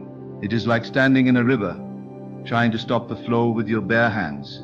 You exhaust yourself and change nothing. Yet the moment you release that tension, the moment you stop fighting the current, you begin to move with the river. You begin to understand that life was never meant to be forced. It was meant to be aligned with. In stillness there is wisdom. In silence there is clarity. When we let go of worry, we allow ourselves to listen. Not just with our ears, but with our whole being. We begin to feel the deeper rhythm underneath the surface noise. Life is not chaotic. It only seems that way when viewed through the lens of a restless mind. When you let go of your internal struggle, the external world starts to reflect a new order. That's when life starts working. Not because the world has changed, but because you have. To worry is to forget. To forget who you are. To forget what you're made of. Each of us carries within the same breath that moves the trees and stirs the oceans. The same intelligence that causes the sun to rise and the stars to burn is not outside of us. It animates us, so why should we doubt the process of our life? Why do we believe that somehow we are the exception to the harmony of existence? Worry feeds on disconnection. It grows in the space between who we think we are and who we really are. It grows when we place our sense of self in things that are always shifting. Our job, our relationships, our reputation, our success. But all of these are impermanent. If you attach your peace to what changes, your peace will be as unstable as the seasons. True peace arises when you anchor yourself in what does not move. Your breath, your presence, your awareness. Look at nature. A tree does not worry whether it will grow. It simply reaches. The moon does not question its reflection in the water. The wind does not apologize for its strength or its stillness. All of nature exists in a deep, unshakable trust. That same trust lives in you. If you are quiet enough to feel it, but you must create the space for it. And worry fills that space with noise, with stories, with expectations. Let go of those stories. Let go of the need to control outcomes. That is when clarity returns. You don't need to know how everything will unfold. You just need to take the next step with presence. One step at a time, one breath at a time. When you do this, you are no longer creating from fear. You are creating from alignment. And when you are aligned, you are powerful. Because you are no longer working against life. You are allowing life to work through you. People often ask, how do I stop worrying? And the answer is not found in doing more, but in doing less, in being. In recognizing the tension in your body, the spinning in your mind, and choosing not to feed it. It is not a fight, it is a release. It is an exhale. It is a returning to yourself again and again until that becomes your natural state. Until peace is no longer something you chase, but something you remember. You cannot control what happens outside you, but you can choose how you meet it. Worry says, I must be prepared for all the worst possibilities. Presence says, I will meet what comes with calm and clarity. One is rooted in fear, the other in power. Choose power. Trust does not mean passivity. It does not mean you sit and do nothing. It means you act without attachment. You give your best with an open heart. You speak with truth. You move with intention, but you do not cling to results. You do not let the outcome determine your inner state. That is freedom. So stop worrying. Not because everything is perfect, but because worry blocks you from seeing what is already working. Life has been quietly guiding you all along. There is a wisdom operating underneath the surface that doesn't need your panic to function. In fact, it functions best when you surrender. There is a force within you that knows how to move, how to wait, how to act. But you must get out of your own way. And to do that, you must stop feeding the mind stories that have never served you. You must learn the art of letting go, of trusting your breath, of trusting the now. When you do, life begins to unfold in ways you could not have planned. The right people arrive. The right timing reveals itself. What felt blocked begins to open. Not because you pushed harder, but because you allowed yourself to become still enough to receive what was always waiting. This is not weakness, this is strength. Quiet strength, rooted strength. The kind that comes not from fighting but from flowing. And in that flow, life starts working not as something you must chase, but as something you are finally allowing. The moment you let go of worry, something profound happens. You begin to see reality as it is, not as your fears have painted it. Worry is like looking through a cracked mirror. Everything appears distorted. Your possibilities, your worth, your future. But clarity comes when you stop projecting your fears outward and start looking inward. Inside there is stillness. Inside there is space. That's where life starts to breathe again. Most people have been taught to equate worry with care. They believe that if they're not worrying, they're not being responsible. But there is a vast difference between concern that moves you to conscious action and worry that paralyzes your spirit. Concern arises from awareness. It says, this needs my attention. Worry arises from fear. It says, this will destroy me. One grounds you, the other consumes you. The art of living is learning to tell the difference. When you stop worrying, you become available. Available to inspiration, to creative solutions, to intuitive knowing. You become like water, soft yet strong, still yet flowing, reflective yet deep. There is a reason why the masters speak of water so often. It yields and yet nothing can break it. It moves around obstacles without resistance. It carries life effortlessly. That is what happens to the human spirit when it stops resisting the moment through worry. It becomes fluid, capable and clear. This isn't about denying difficulty or pretending everything is fine. It's about choosing how you respond when difficulty arises. Worry is like watering weeds. The more attention you give it, the more it spreads. Your mind starts to chase one fearful thought after another, each one creating more tension in the body. But you can interrupt that cycle. You can say, no, I will not follow this thought. I will come back to my breath. That one small act, returning to the breath, can save your day. Eventually it can save your life. So many people are waiting for life to change before they let go of their anxiety. But the secret is this: life starts changing when you let go. That's when the energy shifts. That's when you begin to operate from a higher state of being. Peace is not a reward for when the storm passes. Peace is the power that carries you through the storm. You are not here to micromanage the universe. You are not here to obsess over every detail, fearing what may go wrong. You are here to trust the intelligence that placed you in this world and gave you breath without your asking. That same intelligence knows how to lead you, but it cannot get through the noise of constant worry. You must quiet yourself long enough to listen. And when you listen, life speaks. It speaks through intuition, a sense that arises without logic, yet feels undeniably right. It speaks through synchronicity, moments where things align in ways you could never have orchestrated.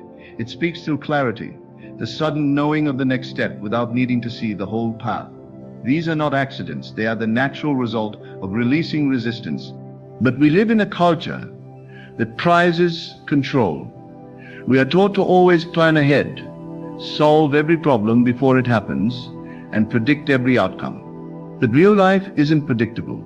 It's not linear, it is dynamic. It grows and shifts. And the more we try to lock it down through worry, the more frustrated we become. Freedom comes when we embrace the mystery, when we stop needing to know how everything will turn out. That's when we find our flow. Flow is not passive. It is deeply engaged. But it is engaged with presence, not panic. When you are in flow, you are not distracted by 100 fears. You are simply here, focused, calm, aware. And from that state, your actions become effective. You don't waste energy on doubt. You don't fight battles that only exist in your imagination. You act from clarity, and that makes all the difference. Worry is always based in a future that doesn't yet exist. It's like watching a movie in your mind where everything goes wrong. And the more you watch, the more you believe it's real. But it's not. The only thing that is real is this moment, right now. And right now you have a choice. You can contract, or you can expand. You can worry or you can breathe.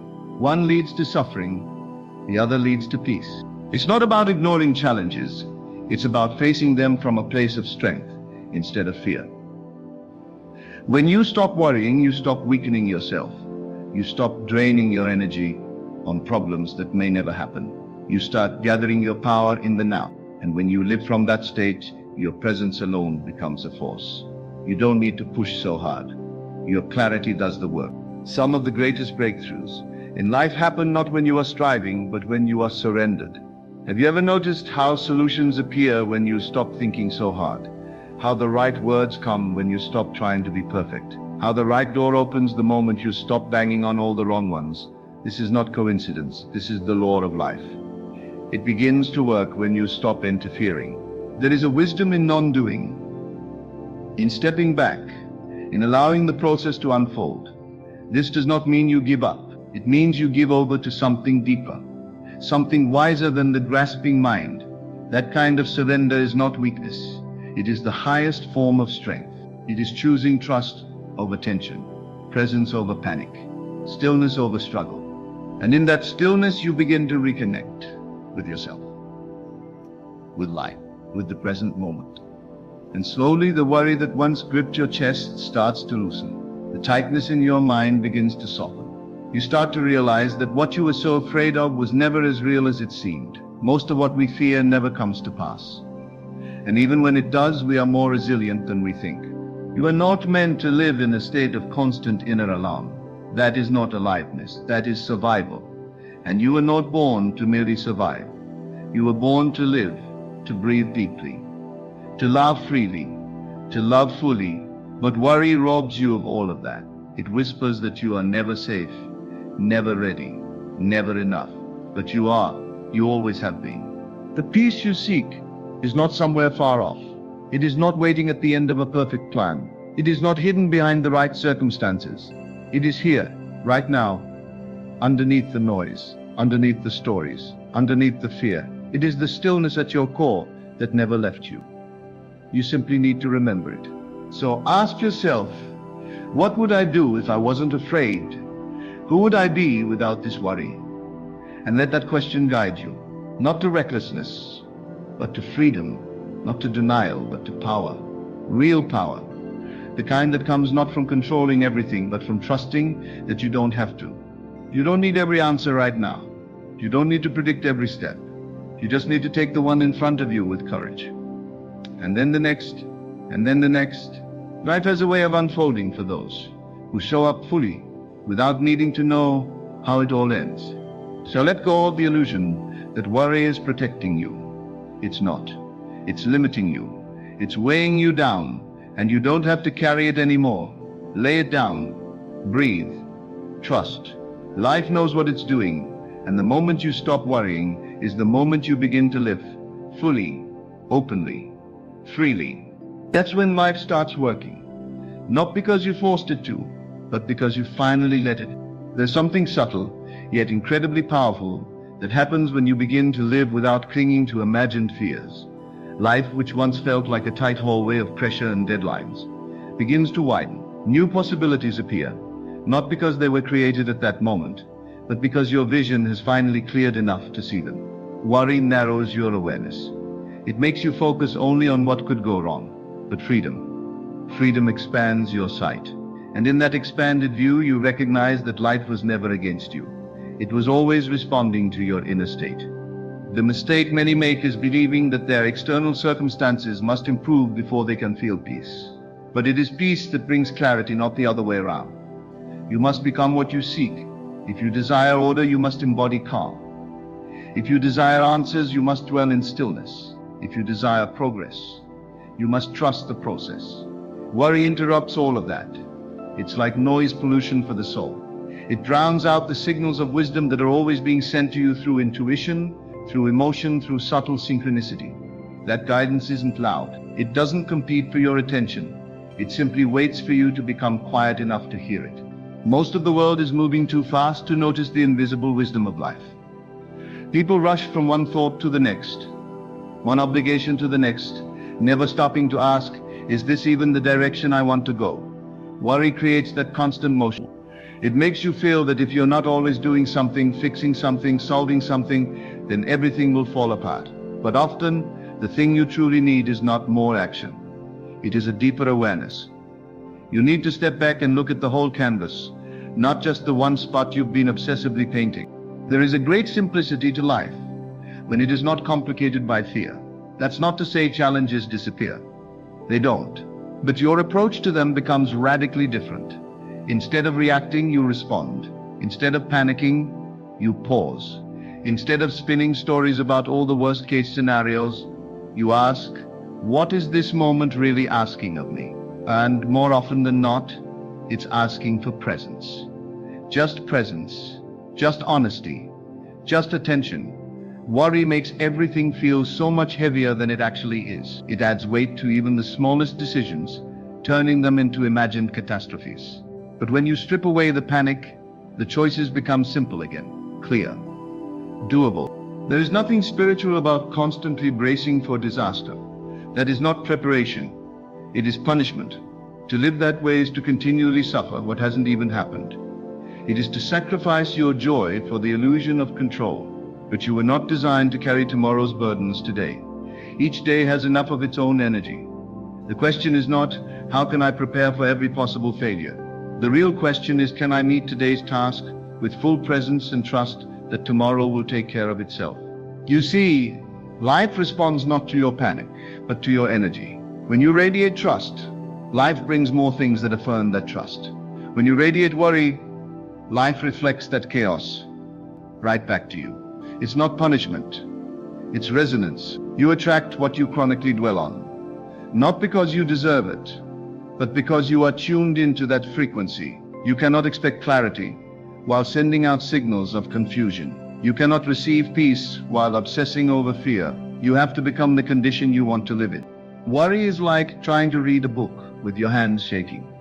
No matter how important the message, you'll never grasp it fully. But when you steady yourself, when you still the tremble inside, suddenly the message becomes clear. The signs that seemed invisible are now obvious. The answers that felt unreachable now come with ease. They were always there. You were just too clouded to notice. You are not helpless. You are not a victim of circumstance. And most importantly, you are not your thoughts. Worrying thoughts may visit you, but you do not have to invite them in for tea. You are the awareness behind those thoughts. You are the observer. And once you remember that, you reclaim your power. You become the master of your focus. And focus, not force, is what shapes reality. When you stop worrying, what you're really doing is practicing faith.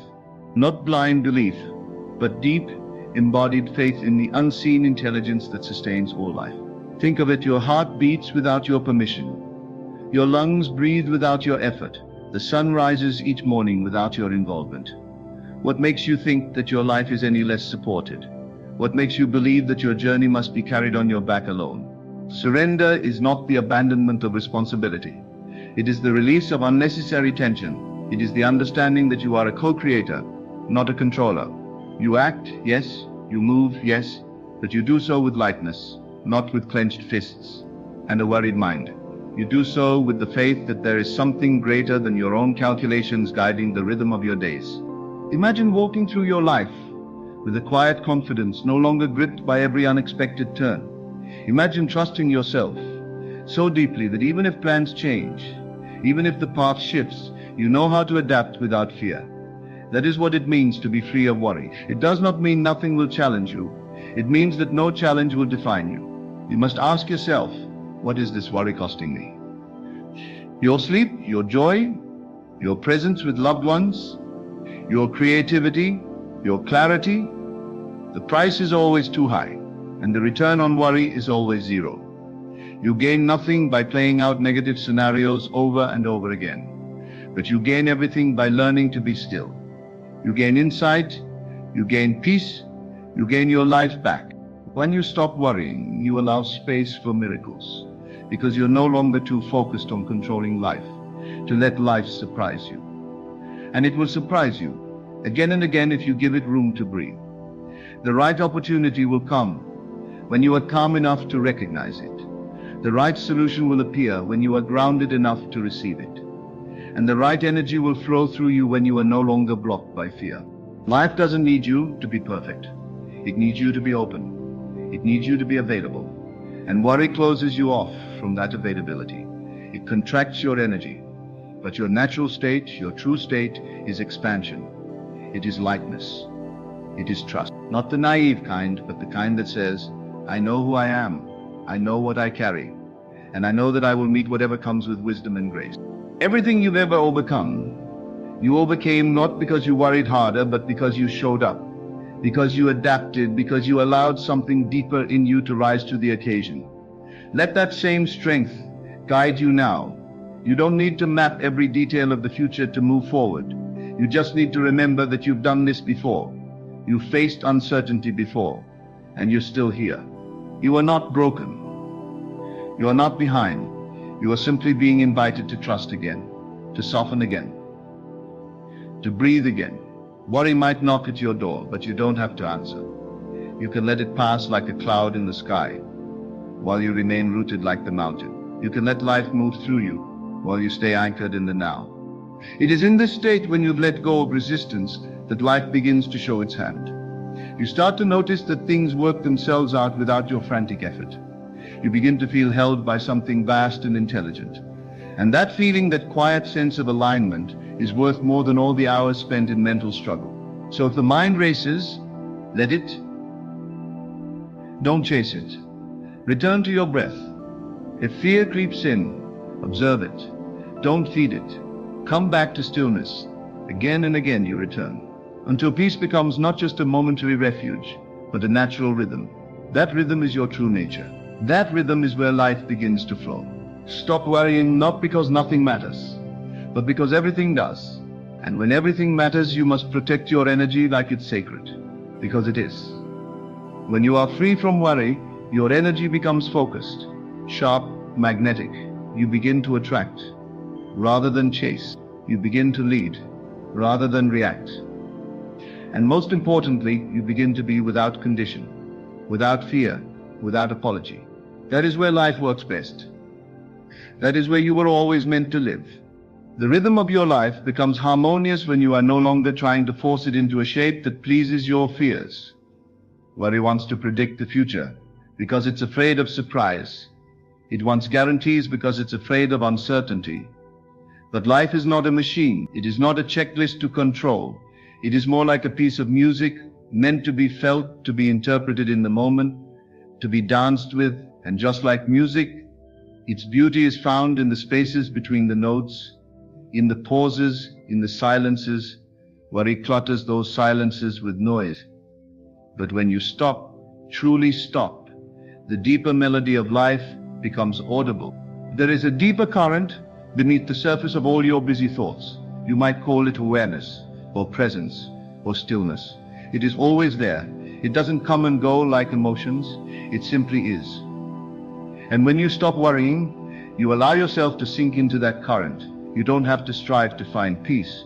You simply stop moving away from it. Peace was always there, beneath the frantic paddling, beneath the mental storms, beneath the desperate search for control.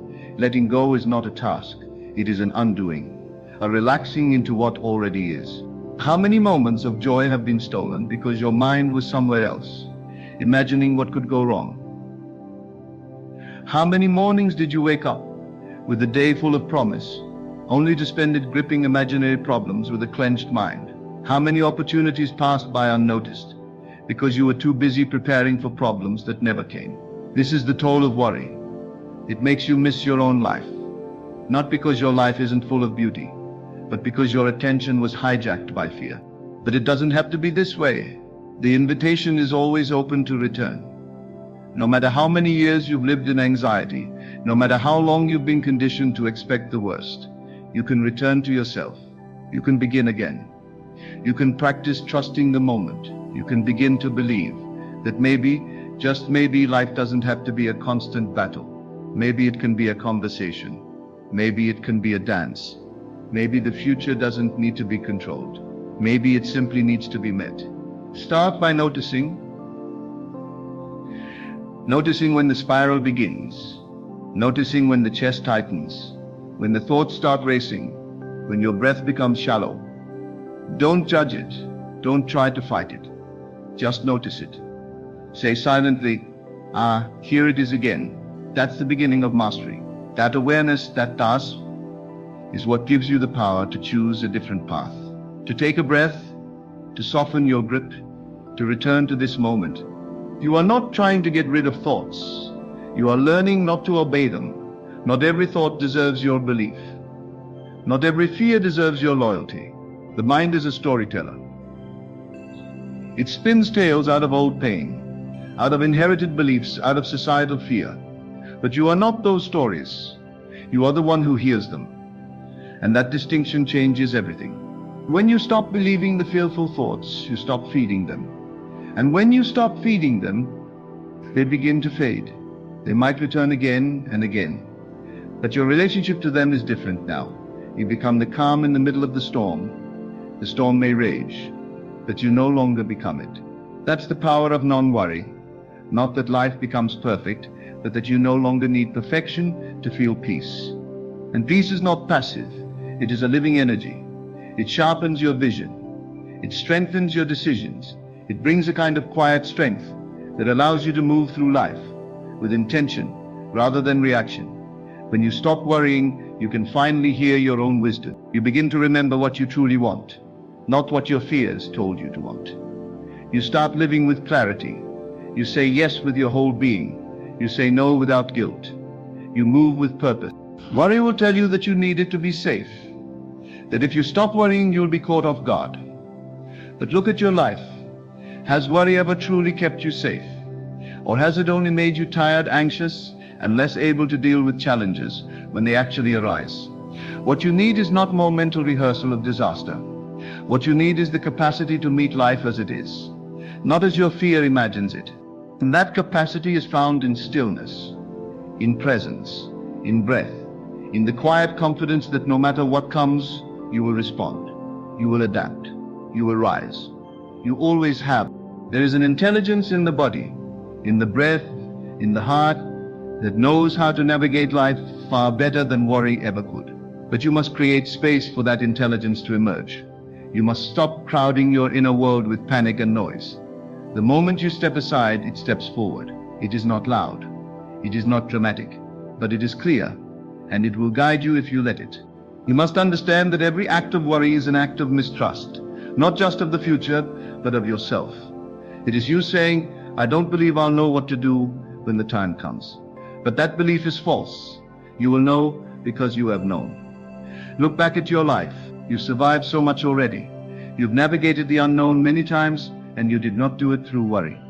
You did it through strength, instinct, and the support of a greater energy moving through you. Let go of the illusion that you must hold the entire world on your shoulders. Let go of the lie that says if you're not worrying, you're not paying attention. The most awake people in the world are not the most anxious.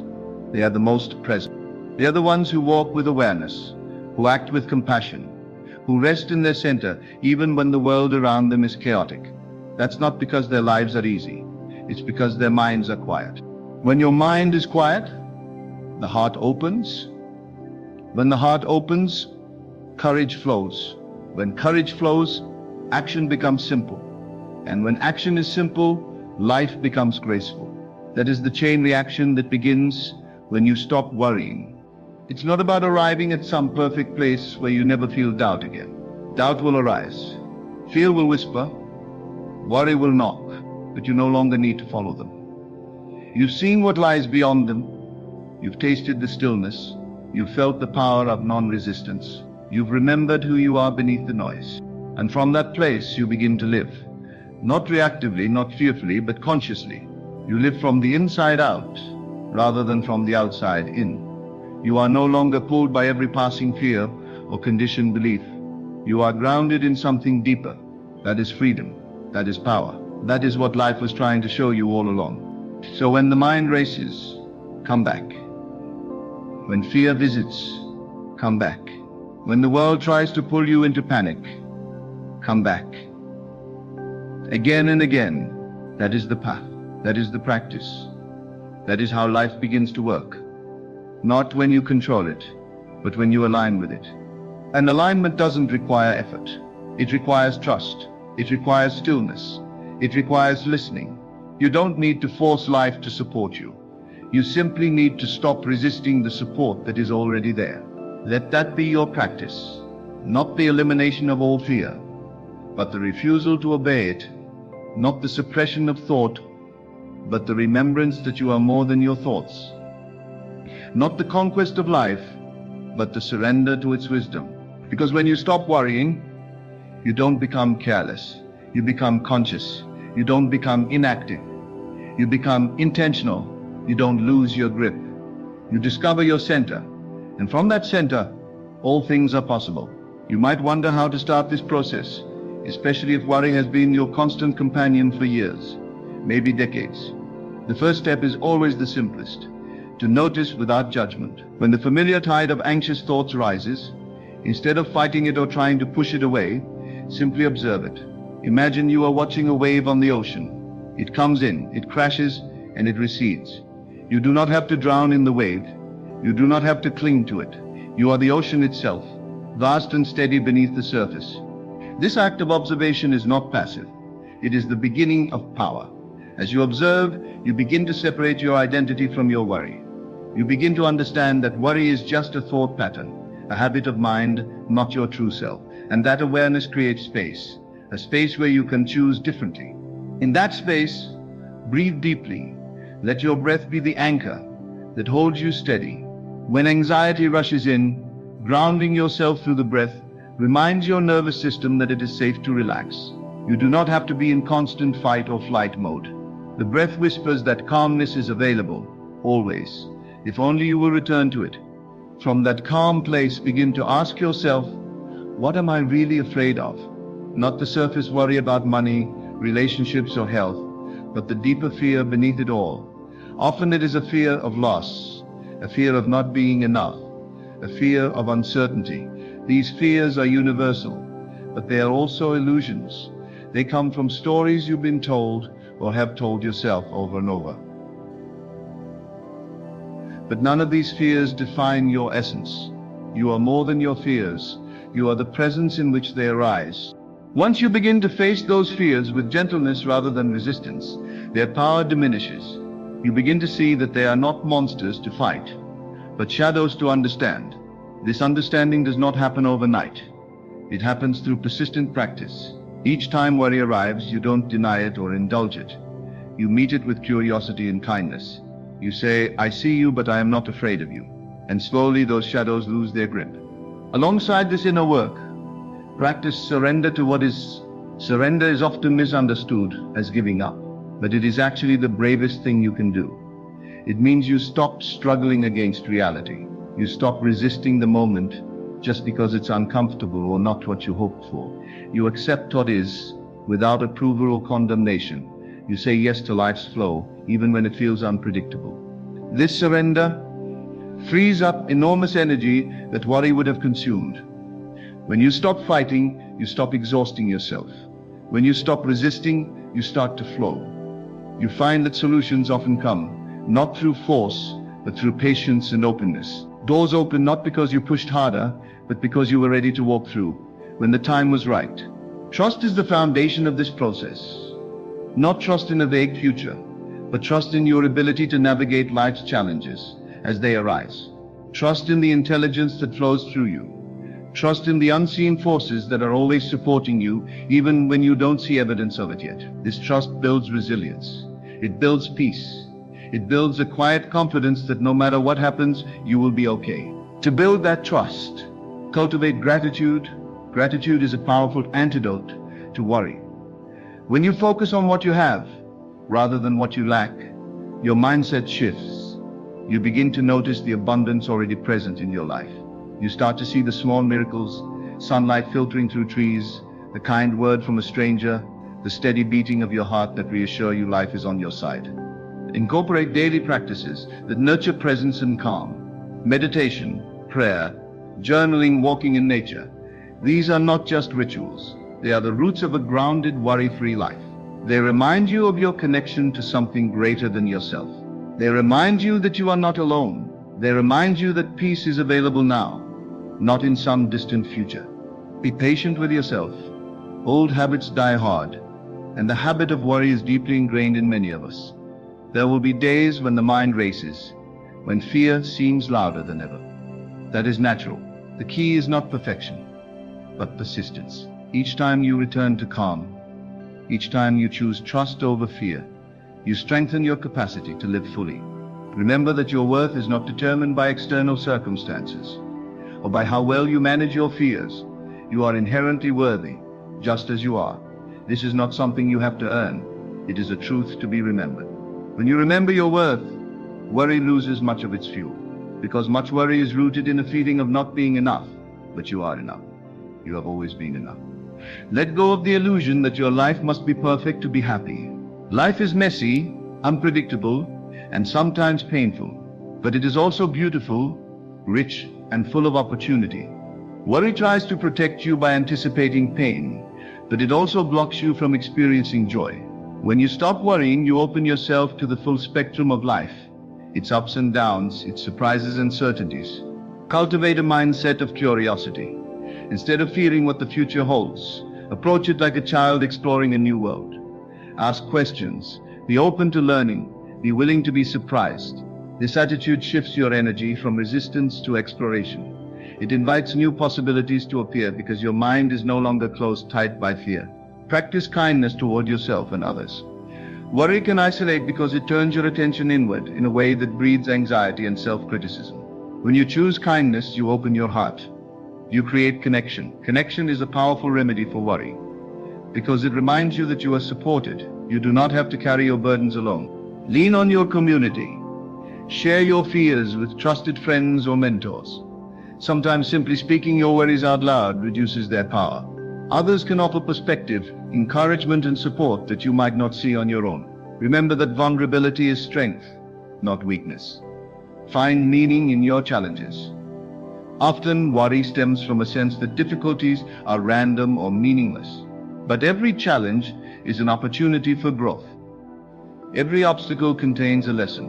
When you look for the meaning in your experiences, you transform hardship into a teacher. This shift gives you a sense of purpose that can overshadow worry. Finally, remind yourself daily that life is a process, not a problem to be solved. The goal is not to eliminate uncertainty or discomfort. That is impossible. The goal is to build a relationship with uncertainty that is based on trust and presence rather than fear. When you do this, you begin to live with grace. You begin to dance with life rather than struggle against it. So take a moment now. Breathe deeply. Feel your feet on the ground. Notice the air entering your lungs. Feel the steady rhythm of your heart. Know that in this very moment, you are alive and safe. You are capable and strong. You are enough. And as you carry this knowing with you, life will begin to work. Not because you've forced it, but because you've allowed it. Because you've stopped worrying. As you continue down this path, you'll realize that worry is really just a habit of the mind, a way it has learned to protect you, albeit in a misguided fashion. It's like a well-meaning but overzealous guardian who sounds the alarm at every small noise. The mind's job is to keep you safe. Yes, but worry is often the mind's lazy shortcut, anticipating danger before it's even real, rehearsing worst-case scenarios again and again, exhausting your energy without moving you closer to peace or solution. Understanding this shifts your perspective. Worry isn't some permanent state of being. It's a pattern you can gently unwind. One of the most profound lessons in this journey is learning to trust in the natural intelligence of life itself. Life, despite its chaos and unpredictability, has a rhythm and flow that is deeply wise. It moves in cycles of growth, rest, challenge, and renewal. When you stop fighting against this flow, when you stop worrying about the what-ifs and the maybes, you begin to align with life's greater intelligence. This alignment doesn't mean life becomes perfect or predictable. It means you develop a profound sense of harmony with its ever-changing nature. Think about a river flowing downstream. It doesn't resist the bends or obstacles it encounters. Instead, it adapts, flowing around rocks, carving new paths when necessary, always moving forward. When you stop worrying, you become like that river. You find your own flow, your own path through whatever challenges arise. You learn to trust that even when the path changes, life still carries you forward. And as you trust more, something beautiful happens. You start to see that your worries are often about things you cannot control. Yet you have the power to control your response to those things. This distinction is crucial. You cannot control the future or other people's actions, but you can control your attitude, your choices, and your mindset. When you accept this, your energy shifts from frustration to empowerment. Worry robs you of your creative power. When your mind is clouded with anxious thoughts, it's difficult to see options, to innovate, to take inspired action. But when you let go of worry, clarity emerges. You see the situation as it truly is, not colored by fear or distorted by what-ifs. Clarity opens the door to effective decision-making. You start to act not out of desperation or panic, but from a place of calm wisdom. This calm wisdom is the essence of mastery. It is the secret that the most successful, peaceful, and fulfilled people know. Life isn't about eliminating stress or problems. It's about learning to dance with them without losing your center. It's about mastering your inner state, no matter what external circumstances arise. To cultivate this mastery, develop rituals that reconnect you to your inner calm. It might be a morning meditation, a walk in nature, journaling your thoughts, or simply sitting quietly and observing your breath. These moments of pause build resilience and remind you that peace is your natural state beneath the surface noise. Another important step is to practice gratitude regularly. Gratitude rewires your brain to notice what's good rather than what's missing. When you're grateful, your heart opens, your perspective shifts, and worry begins to lose its grip. Even on difficult days, there are things to appreciate: a kind gesture, a beautiful sunset, the breath moving in and out. Gratitude is the light that dissolves the shadows of fear. Sometimes worry feels so overwhelming because you are trying to carry too much alone. It's important to remember that you are part of a larger whole. You are connected to others, to the earth, and to the flow of life itself. Reach out when you need support. Share your feelings with trusted friends or mentors. Connection nurtures your spirit and reminds you that you are not isolated in your struggles. Fear thrives in isolation and silence, but it loses power in the light of shared experience and understanding. You will be surprised how many people relate to your worries and how much strength you can gain from mutual support. Remember also to be kind to yourself. Worry can often come with self-judgment. I shouldn't feel this way. I'm weak for being anxious. This harsh inner voice only deepens the cycle. Replace judgment with compassion. Speak to yourself as you would to a dear friend. Acknowledge that worry is part of being human, but also affirm your capacity to rise above it.